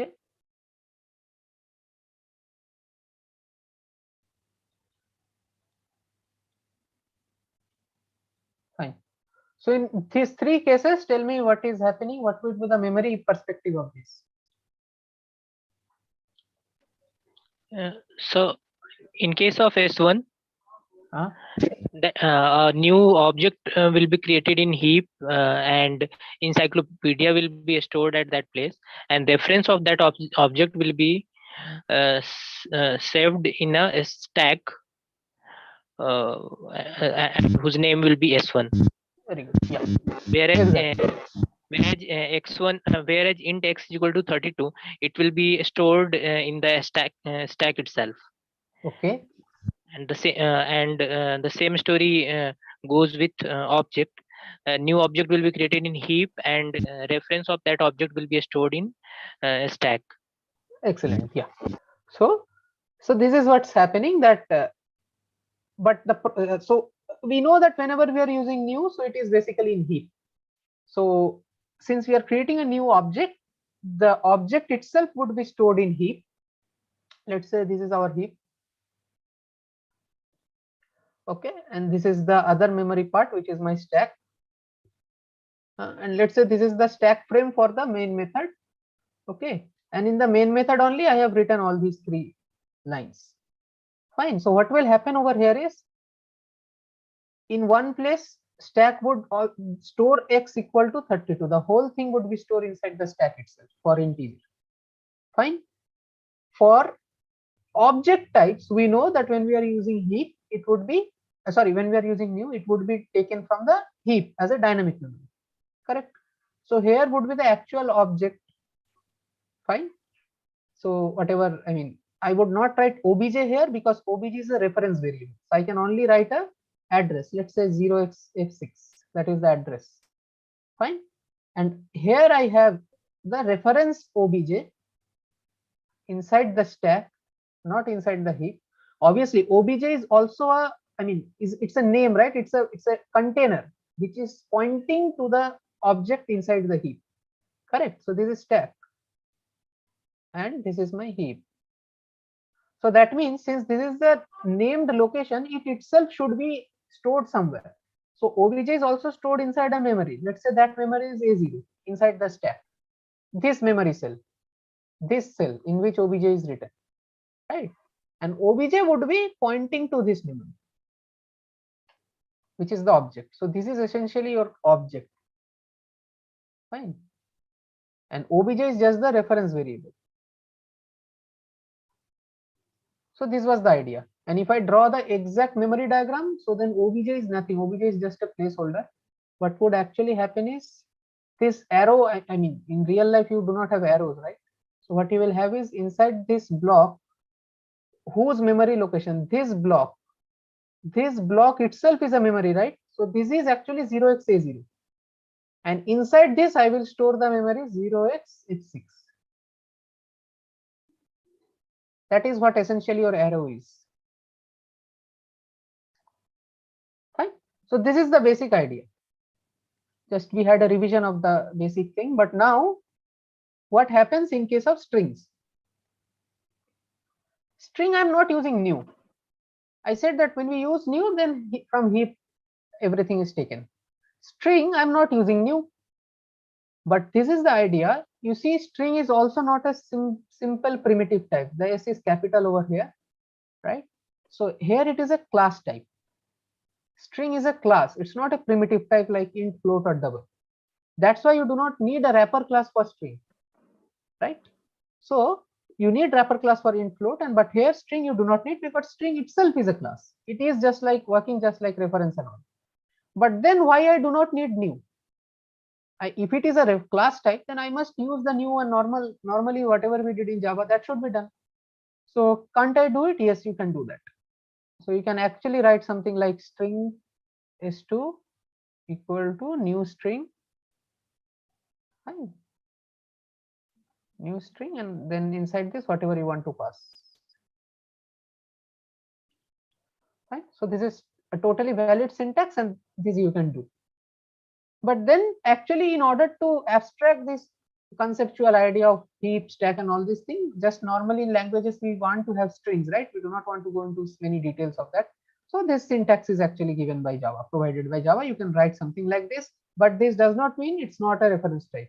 String is a reference type, and it works just like a normal object class, I mean normal class object works. Fine. There is a little bit difference between string and an object though. What is that difference? That we will actually see now. See, if I give you one example, let's say I have object obj, let's say I have a class called employee, fine, let's say emp, and I have object one of employee equal to new employee. Oh, emp, right? Sorry. And inside this, let's say employee has one attribute, maybe ID. So I'm passing the ID to be 1. Fine. And again, I create another object employee, obj2, everything same, and ID is 1, same ID. There is nothing else inside the employee class. Then if I do, if obj1 equal to obj2, what would be the result of this?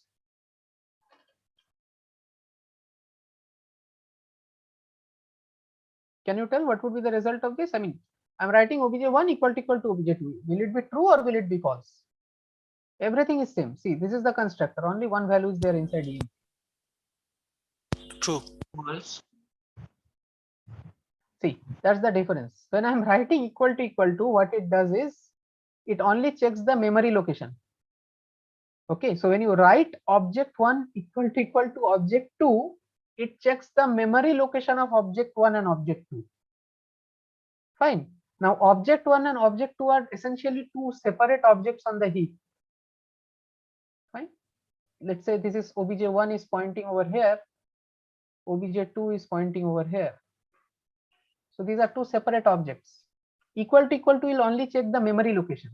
Obviously, this memory location and this memory location would be, let's say, different. If 7. Fine. So this will return you false. So this will not check the value inside the object. Equal to only checks for the reference value, the memory location of the object.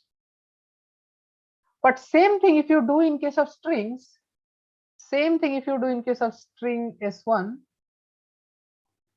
equal to, let's say, hello. So if I understand that this does not depend on the data member and the values of the data member, every time I'm creating an object, that object would be created on a separate space and on the heap. And that's why when I write equal to always checks the address of the objects. Correct. And that's why since these objects are two different objects, it would return false. If I would have written, let's say this line was not there, I would have written obj2 equal to obj1. Then obviously the address of obj1 is copied inside obj2, and then this equal to would return you true. Fine. So equal to checks for address. But if that is the case, and we discussed just before that string s1 is just like obj object because this is created on heap. So it should work exactly like normal class objects. So in that case, if I write this, these two are separate objects. Yes, these two are separate objects. But then if I write if this will return you true. Now I just understood that okay, strings are like objects. But if that is the case, objects works like this, then string should accordingly return false because s1 is 2 are two different things. But if I do same equal to it returns true. Then what is the case? So there is an equals function inside the string class. I'm not going inside equals function right now. Okay, forget about equals. Equals will come later. Equal to is checking for address. We will just, our idea is equal to we will use, and equal to only checks for address. That's it. So if strings are objects and they are created on heap, which I'm saying that they are created on heap. So in that case, if I'm creating normal object, it's returning false because the address is different. So we are not checking for the values of the data member. Accordingly, I will not check for the value of the string. If these two are essentially different objects, it should return false. But in case of string, it's an exception, it's returning true. And if I change this hello to something else, let's say world or something, then that would return false. Okay. So there is no method called equal to is not doing something tricky. It's just checking address. So this line essentially means S1 and S2 have same address. Then how is that possible? We just discussed strings are created on heap like object. See, the problem is understood. Is it clear? Then we will move to the explanation. Yes, sir. This is the thing. Now the explanation. So this is the exceptional case for strings in Java. What happens is, now I will draw the heap.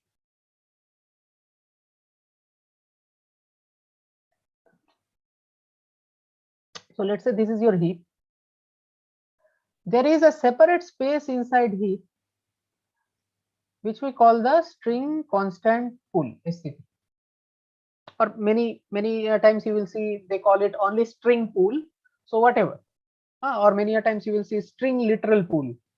So string literal pool, string constant pool, string pool, everything are, these things are same. And this is inside your heap. A separate boundary region, separate space, you will not interfere on this. This is the system space. Fine. Now what happens is, what Java does is, what is the name? String constant pool. So whenever you create a string in Java, let's say you create string s1 equal to hello. Okay, what Java does is, it would go inside the string constant pool at first and check whether there is already a string named hello whose value is hello inside this constant pool. Obviously, this is the start of my program, so my SCP is empty, right? So there is no hello. So what Java would do is, it would add a hello inside the string constant pool. Fine. And obviously, it is also created in the heap. Yes, it's created in the outside region of the heap that we discussed in this diagram. That strings are created in the heap just like objects. We discussed these things. So just like that, normal thing would happen. Inside the heap, a value would be created whose corresponding value would be hello. This would be created and this would be pointed by the S1 inside the stack, which is present inside stack. Everything would be same. Just an extra work Java would do is add this hello value, the value, right? The value of this string, which is essentially hello, inside the string constant pool. Next time, if you write again string s2 equal to hello, what's happening over here is Java would at first check this constant pool, and now it is finding that okay, hello is already there. Since hello is already there, what it would do is it would take your s2 and it would map it over here, which was the object corresponding to hello. So if at first, whenever you create a string in Java, Java would check whether that string is already present inside string constant pool or not, whether the entry corresponding to that string. So this string constant is not required, but I'm just mentioning, otherwise you may feel a little bit of confusion. This SCP is essentially a hash map. It's implemented inside the Java system as a hash map, normal hash map that you use. And whenever you do string s2 equal to hello, internally what Java does is it would do the dot get, right? I mean that whatever that hash map, let's say the hash map name is SCP, it would do SCP dot get, and here it would pass the key. The key is basically s2. So this is internally done by Java. Now if this returns a value, then what it would do, that value would be actually the object location, and your s2 would be mapped to that object location. Fine. So you see, in case of object, there was no concept of string constant pool or something like that, and that's why all objects you create with same value with different value, they are created separately, and that's why equal to was giving me false. But in case of strings, if you create the same value string, then there is a concept of string constant pool, and it would check whether it is present and it would point it, and we will get the same reference. Both of them are pointing to the same reference, although they are inside heap, but they point to the same reference. Fine. So that's the idea. So that's why if you write if s1 equal to s2, right, you are getting the value true. The reason for that is it's still not, I mean, it's not that it's doing a character by character comparison. What it's doing is it's actually pointed to the same memory location. Equal to is not doing anything different over here. Equal to is still checking the address only, but here the address is same. Fine. This is the idea. Now if you can ask that why Java does that, why we need to go into such a complex mechanism of having a separate hash map, essentially, which is your string constant pool, and do all of this stuff. That reason is it can save memory space by having this concept. So let's say I would give you a practical example for this. See, initially Java was used quite a bit for making web applications and all that, before Python and this JavaScript Node, all those things came, right? Nowadays it's mostly used in mobile application, but initially web application was mostly built in Java only. So in web application, let's say you have made a website. In that website, let's say you have 4 or 5 pages, 4 hyperlinks essentially, and in your program you are working with those hyperlinks as strings, right? You are just configuring string variables. Each string variable is a hyperlink. Okay, now think there are 5 pages, so essentially there are 5 hyperlinks, so that means there are 5 string variables, not variables, 5 string values, unique 5 values corresponding to each page. But now if you think that your program is run on the web by multiple users, let's say 1000 users are running your program on the web. They are, let's say a client sends some request to your website, and depending upon that request your program would run, right? On the server side it would run, you know about server side scripting and all that, so it would run on the server side. So let's say in that program is written in Java, that server side program, and 1000 users are using, and all of them are actually going to only those 5 pages inside your website. But what will happen? 1000 into, let's say each user goes to 2 pages only, so 1000 into 2, there will be 2000 string variables created. Accordingly, if I allow you to create as many objects on the heap, so there will be 2000 objects created on the heap. All of them store the same value. all of them store essentially only, I mean, all of them would be actually going to either of those 5 websites, 5 links, right? So every value would be from that 5 links only. Every variable would be from that 5 values only. But there are 2000 copies of them. So accordingly, there would be 2000 objects on the heap. So it's a waste of space. That's why what Java does is it's apply this concept of string literals or string constant, that if I already have a particular string in my memory created, all the variables that I try to all the strings further in the program which I will put the same value, I would only redirect that reference to that particular location where I've created the object the first time, right? So in this case, if you just apply the string constant pool concept, so in your program essentially you have to just create 5 variables, 5 objects in your heap corresponding to 5 pages, and whatever requests come, let's say 1000, 2000, 3000, any number of people work, they would be actually mapped to only those 5 variables only, right? So initially you had n number of, let's say n number of people are accessing, so n number of n into 5 number of variables or objects in your heap. Now you only have 5 number of objects in your heap. So that's why Java uses this concept of string literals. Okay, so that was the idea. Any doubt? Please ask all your doubts, anything you want to ask regarding this. So then that due to this it is immutable. Exactly. So that I have not yet reached that point, but why, I mean, so essentially the corollary of this is, if I write something like not string, sorry, now this thing is clear, right? Why s1 equal to s2 s2. Now I will go to that immutability. See, what I do is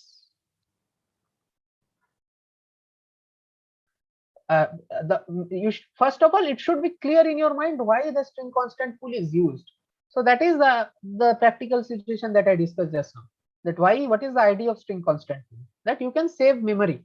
It's not required to have multiple objects corresponding to the same string value, right? So in order to save memory, you take that one. Excuse me, sir. Yeah. So sorry. then, Ask. Yeah. So then, is there any specific reason why this very scheme was not implemented for other data types?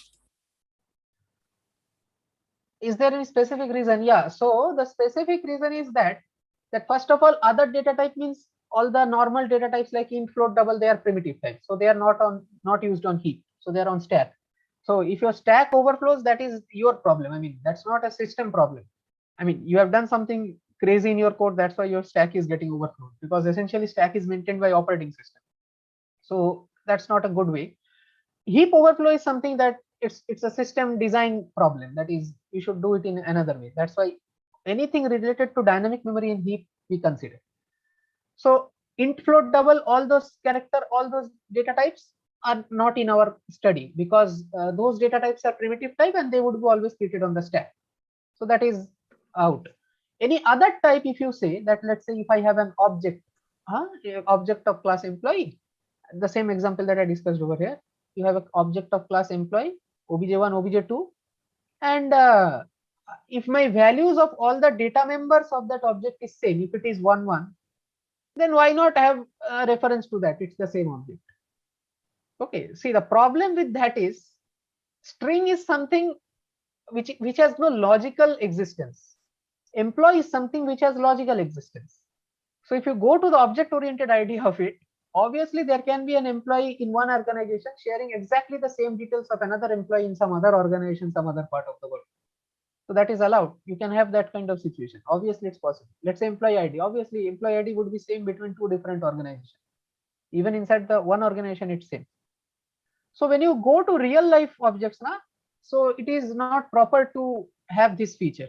So you change employee one of the employee working in Google, and let's say if all the values were same with an employee one who was working in Microsoft, you change the Google employee, the Microsoft employee also got changed. Would you want that? Got it, sir. No, sir. So yeah, so whenever you are going to real life entities, which is essentially objects, right, in object oriented programming, so that is not allowed. And you can just think of the problem you will run into cloning, while cloning, if you have such a mechanism. So, okay. But string, I mean, it's basically because you want to do some logical work in your program, right? String is not something which directly represents some real world entity. Everything, I mean, normal data types and string are essentially the tools using which you reflect some real life characteristics. So that is on your hand, that is programmatically implementable. That's why we use this. So that was the logical behind this, and the practical reason behind having a string constant pool is, as much as I have read, that is because I told na, initially Java was used quite a bit to develop this web application. So my example was also inspired from that this part only, that when you are working with web application, there would be many strings. You all know that, you all have done app dev courses. So there would be a huge, now you can use dictionary, but what is a dictionary? Essentially it's a string. I mean, you are putting inside the value a lot of string variables, right? When you are working with on web frameworks. So in Java, when you were making this web application, there was huge strings that would be generated. Let's say the hash code, let's say the URL, all the parameters passed inside the URL, everything would be generated as strings. So at that point, if multiple users are using it, they are essentially going to the same website, and for each user, you are creating a separate object on the heap.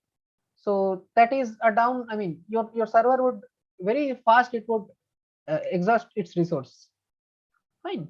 So that's why, since most of these things were in the form of strings in web frameworks, that's why strings were much more optimized. Right? Okay. So that was the practical reason why strings were done in this manner. Got it, sir. Yeah. So next thing is immutability. So when I write s2 equal to word, I have already defined s2 over here, and then let's say I write s2 equal to word. This is the next statement that I write. So I mean, you changed s2, right? Then why do we call immutable? Immutable means I cannot mutate it, I cannot change it. I mean, let's say if I try to change s2, the Java compiler would give me an exception that there is a final or something like that, you cannot change it. So that's what the term immutability kind of gives you the idea, that this is the idea. But no, that is not the correct thing. That is actually the correct thing. That is what's happening over here, but in a different manner. So when you write s2 equal to word, what is happening in the memory? This was your initial thing. This block was corresponding to hello, and this object block. As soon as you write s2 equal to word, what will happen is this reference would be removed. Fine. Another block, at first the string constant put would be checked, that whether there is any string with the value world in the string constant pool. As we can see, there is no string with the value world in the string constant pool. So that's why at first Java would create an object, right, corresponding to world in the heap. Then it would add the world inside the string constant pool, and then it would map s2 to this object. So see what's happening. Initially your object was this one. You wrote s2 equal to world. Could you change this object? You even could not put your hands on it. You had to create a separate object, and internally your reference got changed, but you could not change this object to world. This was for hello, and it would remain it for hello. Fine. And let's say if s1 was not in our story, assume s1 is not in our story, then after moving s2, if s1 is not in the story, after I move s2 to world, there is no reference to this hello object, right? There is no pointer, any reference, there is no reference which is pointing to this hello object. So this is just an unused object created in the heap. No one is referring to that, no one can access that. So what will happen? Garbage collector. Your garbage collector will come, and as soon as you make this change, as soon as you write s2 equal to world, so a separate object would be created and s2 would be redirected to that object, and this would be empty, and that's why this would be freed by garbage collector, since there are no references. But initially, since we had reference S1, that's why obviously Java would see that S1, I mean, this memory block is used by S1, so I cannot delete it. Fine. So I would just redirect S2. So this is the idea of immutability. Immutability does not mean you cannot change the reference. Reference means S2, S1. These are references. Immutability does not mean you cannot reassign the reference, right? You can do that. This is just a reassignment. This is not modification. But you could not modify this object which was corresponding to hello. So this is the essence of immutability. You cannot mutate this object which was corresponding to hello. And that's why, since you cannot change it, you created a separate object corresponding to the word world. And you just redirected your S2. I mean, you just changed the value of your reference to this. This is the whole idea. That's why we call immutability. Objects, I mean, strings are immutable in Java. Fine. Any doubts? Yeah, excuse me, sir. Yeah. Sir, so the immutable data types in other languages, Okay. the reason for their immutability, is that something similar to what you explained just now, or is it exclusive to Java? No, it's similar. It's similar. Okay, got it. Thank you, sir. It's similar. So in Python, you have many things immutable, right? I mean, most of the things are immutable. So yes, sir. Yeah, so I think in Python you all have learned this or not? Immutability. I mean, may not be from this memory perspective, but No, not from a memory perspective as far as I can remember, but we understood what the term means and what is immutable and what is mutable. okay. Anyways, so this is, I mean, it's immutability is a concept which you see from the programming point of view. It would not be quite clear, as I mean, until and unless you go into the memory, it would not be clear, right? So you have to see that why it is immutable in memory. That's where you get the essence. Yeah, as far as I can remember, we just took it at face value back then in Python. Okay. Yeah. Fine. So this is the idea, and this is the concept in most of the languages. I mean, primarily this is the core concept. Now let's say one language has another hierarchy of memory. Let's say they have another hierarchy of memory and they store it as a buffer. And let's say if your data is not inside this buffer, they call it immutable. I mean, basically just adding a different layer inside it. But concept is same. This is the basic concept wherever you see immutability. Maybe it can be applied in a different way, but core concept remains same. Okay, so now this is the whole reason why you would get that equal to that I discussed. Equal to always checks for address. And here if I write hello and hello, then equal to is returning me true. The reason for that is you are essentially pointing to the same object hello by taking the help of string constant tool. And if I do it for a normal class object, then it would return you false. And we also learned what's the reason for that, because objects are created on separate memory every time. Now one question that I want to ask is, what happens in this case? What is your idea? If I write this string s1 equal to new string, I told that you can write this also, right? New string. Inside this I write hello.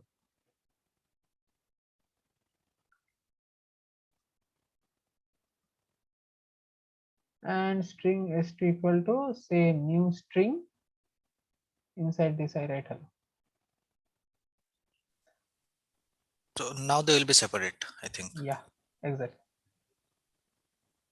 So if I run this, it would return me false. That although hello is there in the string constant pool, so essentially this hello when I'm declaring, so s2 should be allowed to be pointed to the same object inside the heap which was pointed by s1. But here, since I'm mentioning explicitly new, right? So therefore it would be just like a normal object creation. String constant put would be totally neglected, and just like normal object, it would be created as two separate objects on the heap memory, right? And that's why if you write s1 equal to s2, it would return you false because they are on different address. Fine. So that was the idea of. So SCP will now have two copies of hello. No, SCP is totally ignored, right? As soon as you write new, the SCP is totally ignored. There is no concept of SCP now. As long as you don't write new, you just write string s1 equal to hello, right? In that case, SCP comes into action. Fine. In this case, whenever you write new, I mean, I don't think any of you have used this new, I mean, while operating on string. Most of the times in this course, what we wrote is normal string s1, string s2 equal to whatever value we want to put, right? We did not go for new string and all those things. Right. But if you write new string, that essentially means that I don't want to go into the concept of string constant pool and have all those things. I just want it to be like normal object creation, employee object, any car, whatever objects we have been creating in Java, normal objects. So then there is no concept of string constant pool, right? It would be just created in the heap. Only when you do not use new and normally write this string s1 equal to, and that's why we call it string constant pool. Then in that case, S1 and S2 will be in stack memory, and hello, 2 copies of hello will be in the heap memory. Exactly. This is your structure. Okay. This is S1's hello. This is S2's hello. And this is string constant pool.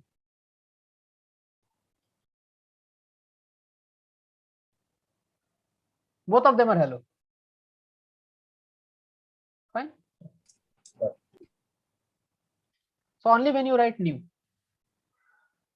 Okay, so this was the idea of basic thing.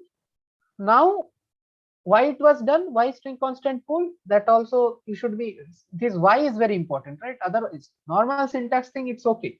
I mean, you would while coding, you would just do check one output and see, okay, it's giving false. It must be something. So you have been able to manage the whole course without this concept, and we have been using string from day one. So that means it doesn't mean a lot, but these questions can come when you will work in a large program. Na, you would see some random effects taking place, mostly in thread. That I would come next, using strings with thread. So these concepts should be clear so that you would be able to understand the troubleshooting part, the debugging part, that where the error is occurring. So internally, this is the implementation. Now the idea is we went into this concept of string constant pool so as to optimize the space. I do not want to allocate multiple objects corresponding to the same string value inside the heap. That was the idea. Then what happened in future, there can be just the opposite use case. That is, what happens in an application where we have to multiple times modify the same object. I mean, not object, multiple times modify the same string.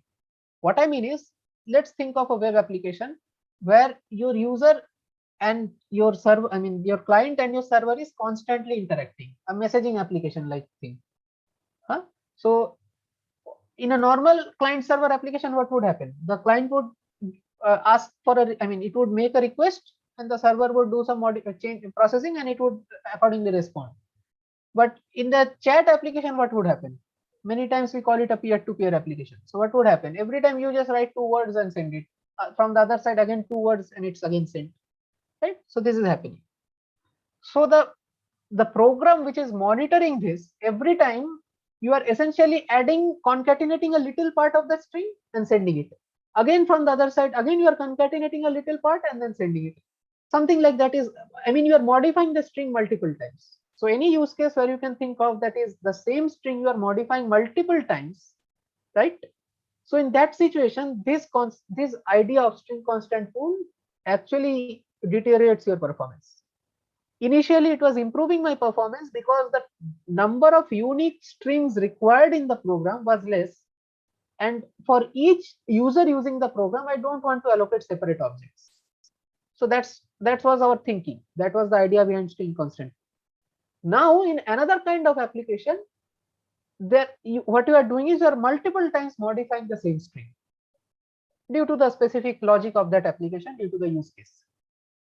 So in that situation, what will happen? See, when we have the string constant pool, what will happen in that situation? In that situation, what will happen? As soon as you modify the string, as we know that strings are immutable, and when we made s2 equal to world from hello, a separate object was created. So every time you do a simple modification, you add a single character. Let's say you simply added a full stop, right? You sent a message and you forgot to place the full stop. After that, you just added a full stop with the same message and resent it. So just because of that simple full stop, Java has to go through the whole process of creating a separate object, because that's a concatenation, that's a separate string. You are mutating the string. Mutation is not allowed, and that's why a separate object has to be created. Correct.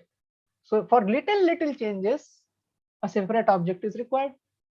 That is also possible. That is also one kind of application. The other way. So what to do? Now my whole concept of optimization is only coming in the other way. That since I have to, for little changes also, I have to create a whole separate object. If I would have just been able to add that small change in the in the previous string only, then I would not have to go to the process of creating the whole object. Right? And I'm doing that multiple times. So multiple objects would be created. Fine. So what to do now? Then actually came the concept of mutability of string, that okay, normal strings are immutable. Now I need an application, I need a feature in Java which could cater to this kind of requirements. So let's give them classes. Let's give them a separate utility that would cater to these concepts, these ideas, and that utility is what your string builder and string buffer serves. So in applications where there is a lot of change on the string variables, right, there string builder and string buffers are used. And that's why we have not discussed this as part of the main syllabus, because we have never discussed any real life practical Java application. And as ma'am tells every time, and that's actually the idea of this course, that we want to discuss the object oriented ideas, not the syntax ideas of Java. Fine.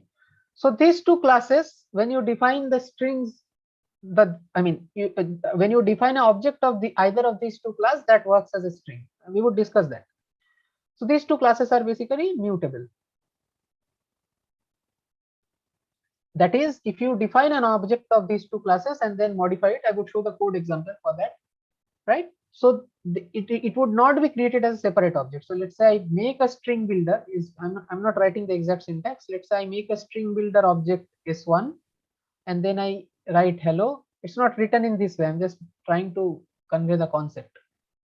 If I write something like this, string builder s1 hello, and then what I do is s1 dot, let's say I was telling that you are adding something, right? So that is done using the append method. So if I append, let's say hello full stop, sorry, not full stop. Fine. So if this would have been a normal string s1, and if I put it into s2, let's say, then s2 and s1 would be two different objects. But in this case, s2 and s1 would be pointed to the same object, right? You are appending it to s1. Right? So that means when you are mutating, that object is only mutated, right? You are not creating a separate object. But this is not the syntax to define a string builder. I would discuss the syntax in the code. Fine. The idea is over here, where we discuss now. If you change this to world, s2 to world, this would not change into a new object. This hello only would be modified to world.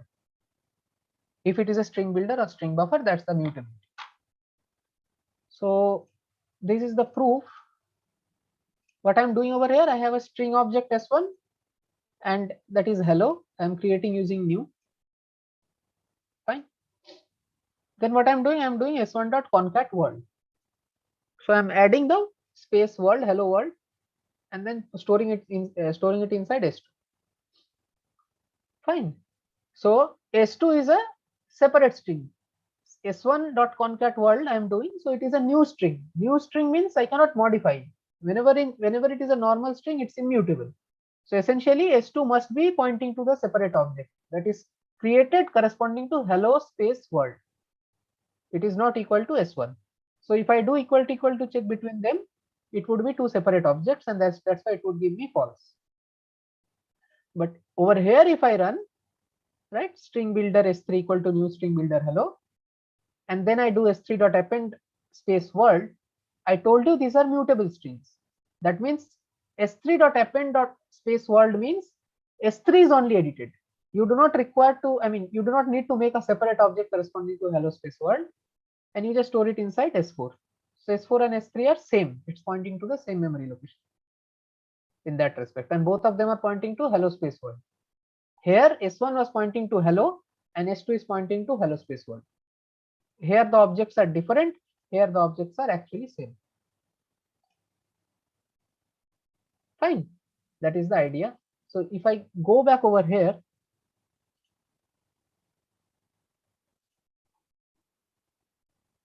just a second.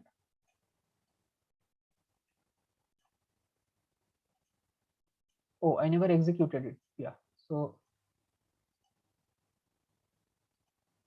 yeah, you see that the first is false, right? Because both of them are on separate objects. Second is true. Is this program understood? Please see this program, try to read and understand, and then if you have any doubts, ask. The same is true Yes, for sir, string, understood. right? Same is true for string buffer also. You can also check that. Okay, okay, I'm not writing that. Just if you just replace the string builder with string buffer, it would happen in the same way. I mean, it would return true because both of them are mutable. Fine. So now the next thing that comes is, if I have mutability as the only requirement, then why two separate classes? String was there, one class would have been sufficient, right? Then why do we have two separate classes? So the two separate classes, string builder and string buffer, is actually provided because one is thread safe, another is non-thread safe. I mean, it's not thread safe. Another, and so which one is thread safe? So your string buffer is a thread safe class. So this is your thread safe. String builder is not thread safe. What do we mean by that? Thread safe means, as you all have learned multi-threading now, you all know that thread safe means that you have synchronized method. So all the method that you get along with the object of a string buffer are synchronized. But the methods that you get along with the object of builder are not synchronized. So if there is single string variable which is being modified by multiple threads, and that string is a, let's say in one case it is string buffer, in another case it is a string builder, right? And multiple threads are trying to modify it. The string buffer string would be modified in a synchronized manner. The string builder string would be modified in a non-synchronized manner. So we will also see that example now. Okay, one thing that I am not going line by line explanation into these codes because it's out of your syllabus. But if you want to ask any specific question related to this on Discourse, that is also fine. Or if you have any doubt, yeah, so you can just post it on Discourse for further discussion.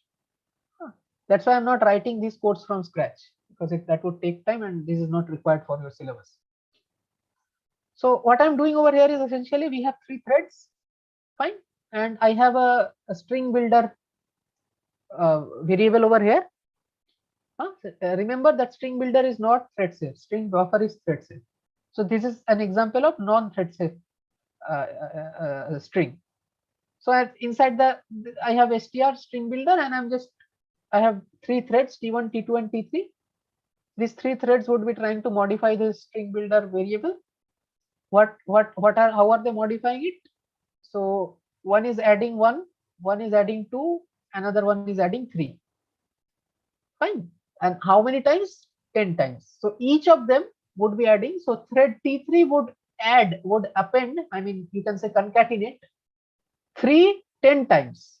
So there would be 10 threes. And 2 is being concatenated by thread T2, 1 is being concatenated by thread T1. All of them are doing that for 10 times. Fine. On the same variable str. Fine. See what happens. Okay, I'm just printing the string at last, and before printing I'm just waiting for all the threads to finish their work. So whatever add you want to do, complete the addition, then only I would see what is the result. So normal logic says that I have put this sleep and all just to show some specific things. You can just ignore all this sleep, right?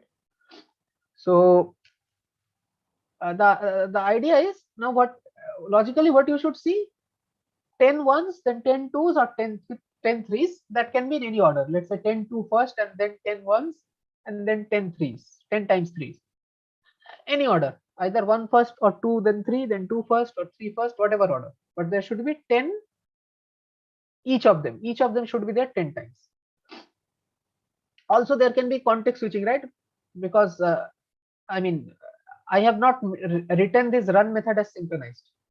So let's say 2 times 1 is added and then context is switched to thread 2, and then let's say 1 time 2 is added, and then let's say 5 times 3 is added. So all those things are possible, but at the end of the day where I'm printing this string, ideally I should get in the whole string in any possible order 10 ones, 10 twos and 10 threes. So let's run and check that. See what happened over here. We have a space. Can someone explain what happened? And also you can just count the number. I would just count. It would be difficult for you.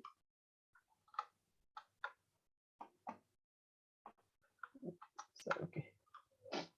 So let's have 1, 1, 1 I have, 2, 1, 3, 1, 4, 1, 5, 1, 6, 1, 7, 1, 8, 1. I am missing 2 ones. So what happened? So this is the idea of synchronization, right? You all know that. What is happening actually is this str.append, I told you this is a string builder. So it's not thread safe, right? So that means the methods that is provided with the string builder class are not thread safe. They are not synchronized. So what's happening essentially is in one of the, in 2 ones, in str.append for 2 ones, 2 cases of str.append, append function would do some, there is a definition for the append function, right? It's not, in the class string builder, the append function is defined. That is not a one line function. There are multiple lines in that function, right? Where you are doing that. So what's happening is when this append is being executed, this append is called only a specific, up to a specific line it is executed, and when you are making the change, the context is switched to another thread. So that's why that change is lost. So 2 ones you have added, but that is lost. That is not reflected. So if I execute one more time, you may see, okay, so in this example, you have got all the ones, all the twos and all the threes. So if I execute like this, if you see here, I am getting many, 3 values are missing. I don't know whether 1 or 2 or 3, but it can be any value. Only idea is these values are getting missed. The reason for that is, you do not have the thread safe behavior, and that's why while appending a value, a particular value is getting lost. Why? Because the context is getting switched to another thread, and that thread is actually adding. And when you are going back, you have already made the change, so you cannot see what was initially there. We have discussed multiple cases of non-synchronized method. It's just like that. If I just make it string buffer, you would see everything is working. So that's the idea, because the append method of string buffer is the synchronous method, but the append method of string buffer is a non-synchronous method.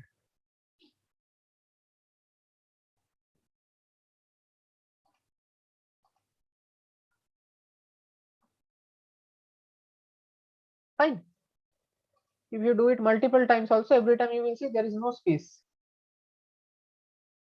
And you can count that every time 1 and 2 and 3 would be same. Right? So that's the idea, because the append is done in a synchronous manner in string buffer. So that's why we call string buffer as thread safe and string builder as not thread safe. But both of them are mutable. That is discussed in this code. Yeah. So you see that S4 and S3 are essentially the same object. They are stored in the same location. That's why it's returning true.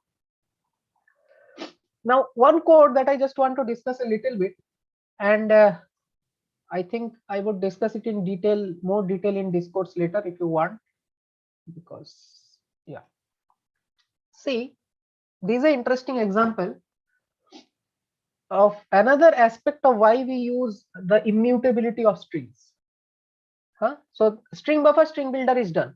The basic idea was that string builder and string buffer is mutable. That is discussed over here. This code proves that.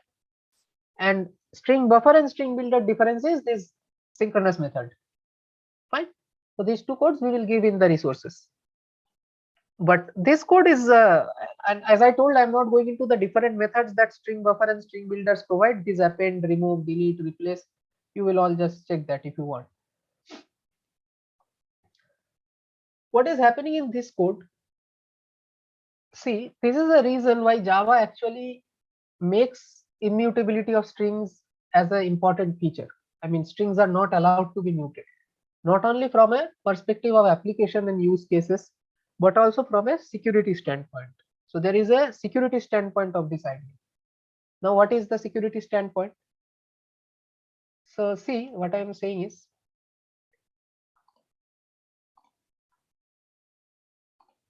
and this is the last topic. After this, we will end. And yeah, most probably this topic we will again discuss in detail on Discourse. I will prepare an explanation for this and write it on Discourse. See, let's say I have two threads in a program. I have two threads and I have a method called validator. So that's what I have actually written in the code also. I have a method called validator who is doing some validation check. In the validator, I am receiving the string password. Suppose a password of, let's say, yeah, any person or something like that, any account. And let's say here I am checking if password equal to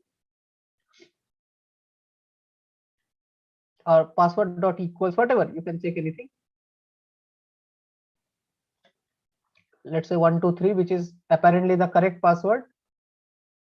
Then you are making balance plus plus, or let's say balance plus equal to 100. This is your validator method. Now, let's say this validator method is executed by one thread. So thread 1, T1 thread is executing this validator method. And there is another T2 thread where I'm actually calling the validator method, suppose. Fine. So inside the T2 thread, let's say this is the run method of T2 thread. Inside this run method, I am calling the validator. So let's say whatever object was this obj.validator. Fine. Achha, one more thing.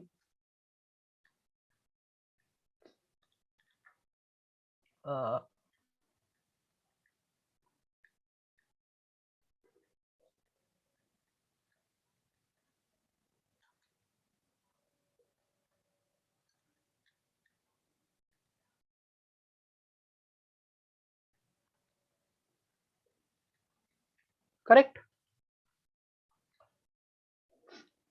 So ideally, I have the password as 123. 123 is the correct password. Fine. So I am doing, suppose, okay, let's say to make it a little more interesting, let's say I will pass another value over here also.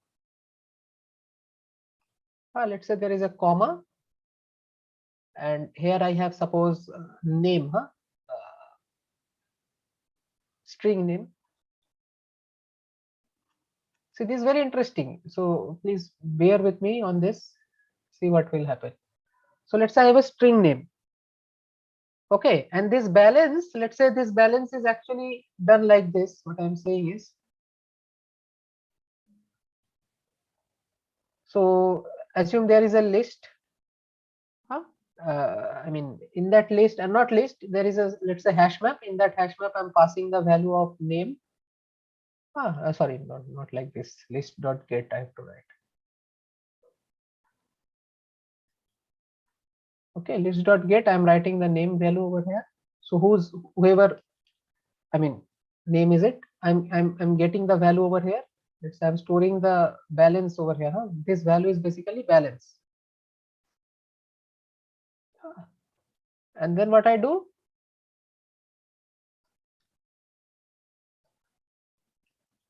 Now this is a map. Okay, I should not use the name list. It's confusing.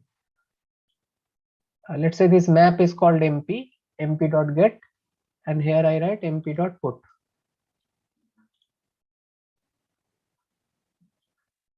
Okay, what I do over here is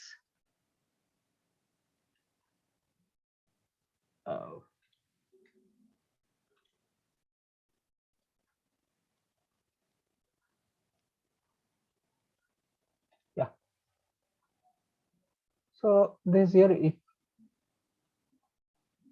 And this is a validator method. Okay. Now see, over here I at first do the password dot equals 123. So I have given 123 over here, and here I have to pass 2 arguments, right? So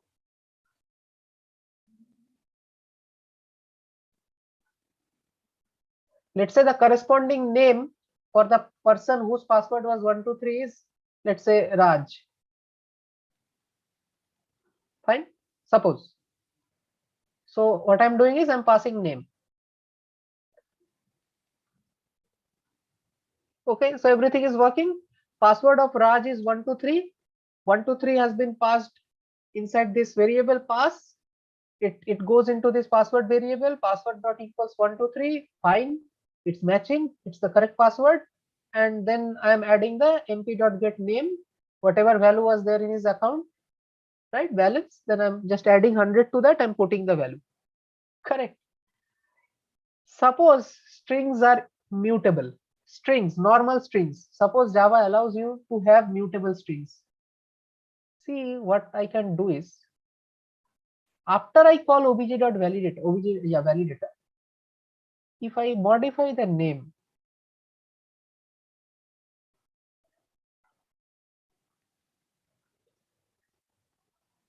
I never did anything else. I never did any change in this method, T1.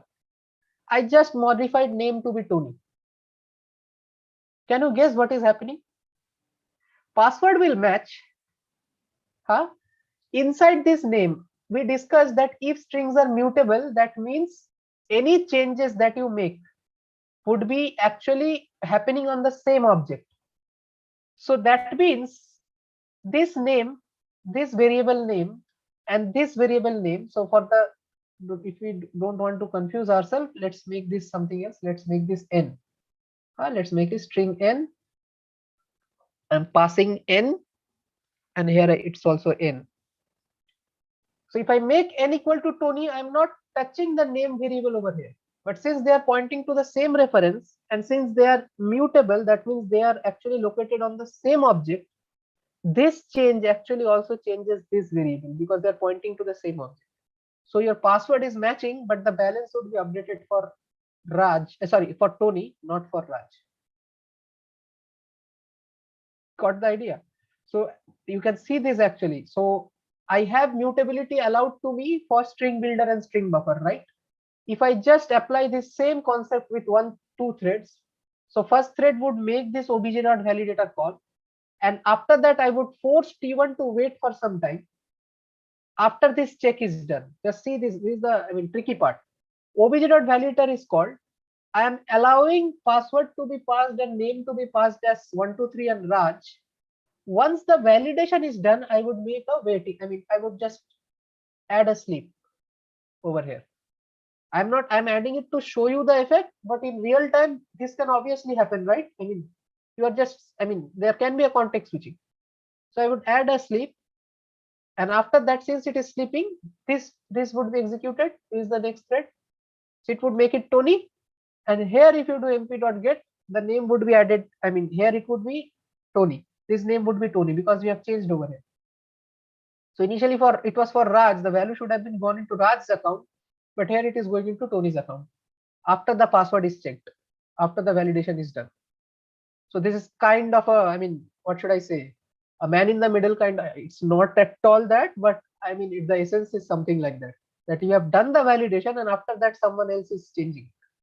So this is the security standpoint. If you do this, you would run into problems, and that's why immutability is also an important point from the security standpoint of Java.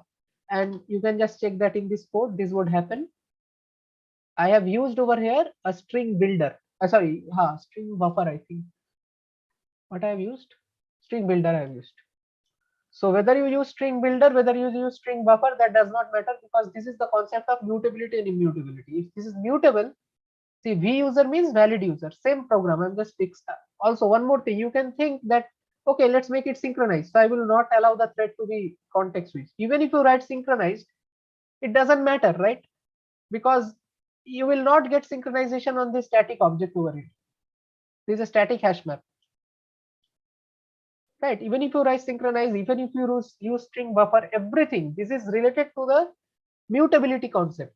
So you are changing the object over here. Here I am changing the object, right? Here I am changing the object, and that is reflected inside the name method. Where? Over here in the validator, this name. But if we allow immutability, what will happen is as soon as I change this object, this would not be reflected on the name method. Name object, because as soon as I make the change, it would be created on a separate object. It would be reflected on a separate object in the heap. Fine. So essentially what's happening in this code, please see. You can ignore all the sleeps. Wherever you see sleep, ignore that for the conceptual understanding. So we have an account list. I'm taking the name, right? And I'm taking the default value, I mean the current value of the balance, which is in case if it is zero, I mean in case there is no value, then it would be started from zero, and then I'm adding 100 rupees. Before that, I'm checking whether the name is equal to v user or not. Here I've not done using password, I've done using a single variable name. So if the name is v user, I mean valid user, then I would add 100 rupees to the v user's account. Fine. But if the name is something else, I would not pass. I mean, I would not add this 100, right? It is only inside the if block of views, right? And what I'm doing here, one thread is actually calling this validator, and another thread is trying to modify over here. So what I'm doing is I'm just making the v user to m user. I'm just replacing v with m. So m is malicious user. I mean, that was the idea. Fine. So see, I am not making any change on this method. This is very important. This is the practical idea that you will get. This method, this validator method, can be located in somewhere else, maybe somewhere else in some package, some interface somewhere else. I have just imported that package to call the validator method. You can assume that this method is not here. That also is okay. So, but still I would get a wrong output. The problem would be because this is not, I mean, I'm using a mutable string in a situation where I should not use it.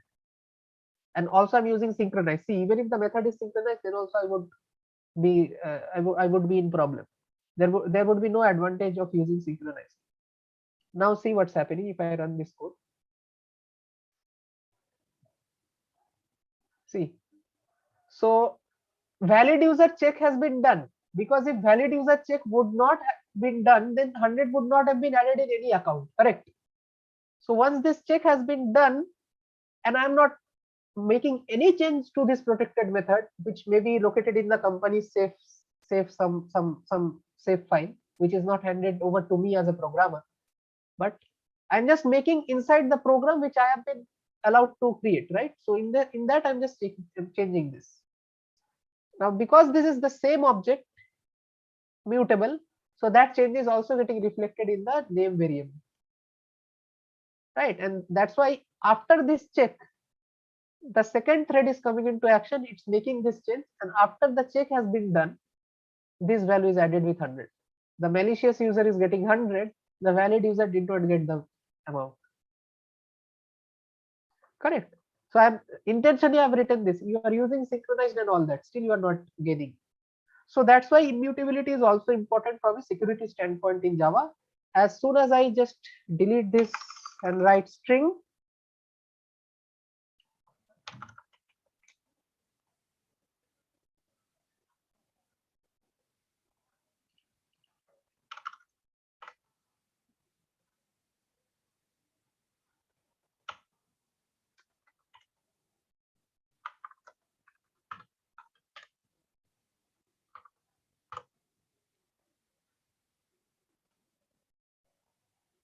see, there is no change with respect to synchronize, no change with respect to threading, nothing. I just change the string builder to string. Okay, so this is immutable because whenever I'm making this str equal to m user, this is actually created on a separate object, and that object is not reflected inside this div, right? So although I change it over here, this is a separate object. So this name and the name which was copied still remains same and equal to v user. That's why this validation is actually a proper validation. So if you see this answer somewhere, that immutability is also important, not only from a memory space perspective, but also from a security perspective. So this is the code that proves that. Fine. So I would give this code as a supplementary material, and if you all have any doubt, which most of you would have, I think, and it's not required, but if some of you are interested, then you can ask on discourse about this. So yeah, that would be it. That was for strings. All the basic things I have discussed. Only the different methods inside string buffer and builder I have not discussed intentionally. Those are not required. I mean, you can just see the documentation and use them accordingly. Okay, so thanks for that. Thanks for all your attention. Yeah, that's all. Thank you, sir. Thank you, sir. Thank you, sir. Yeah, thank you, everyone. So this probably is the final session of this whole term. So thank you very much for active participation. So, yeah. Thank you. Yeah, thanks, Preeta Devi. Thank you. Okay then. Thank you all. Thanks. Good night. Thank you, sir. Good night. Okay.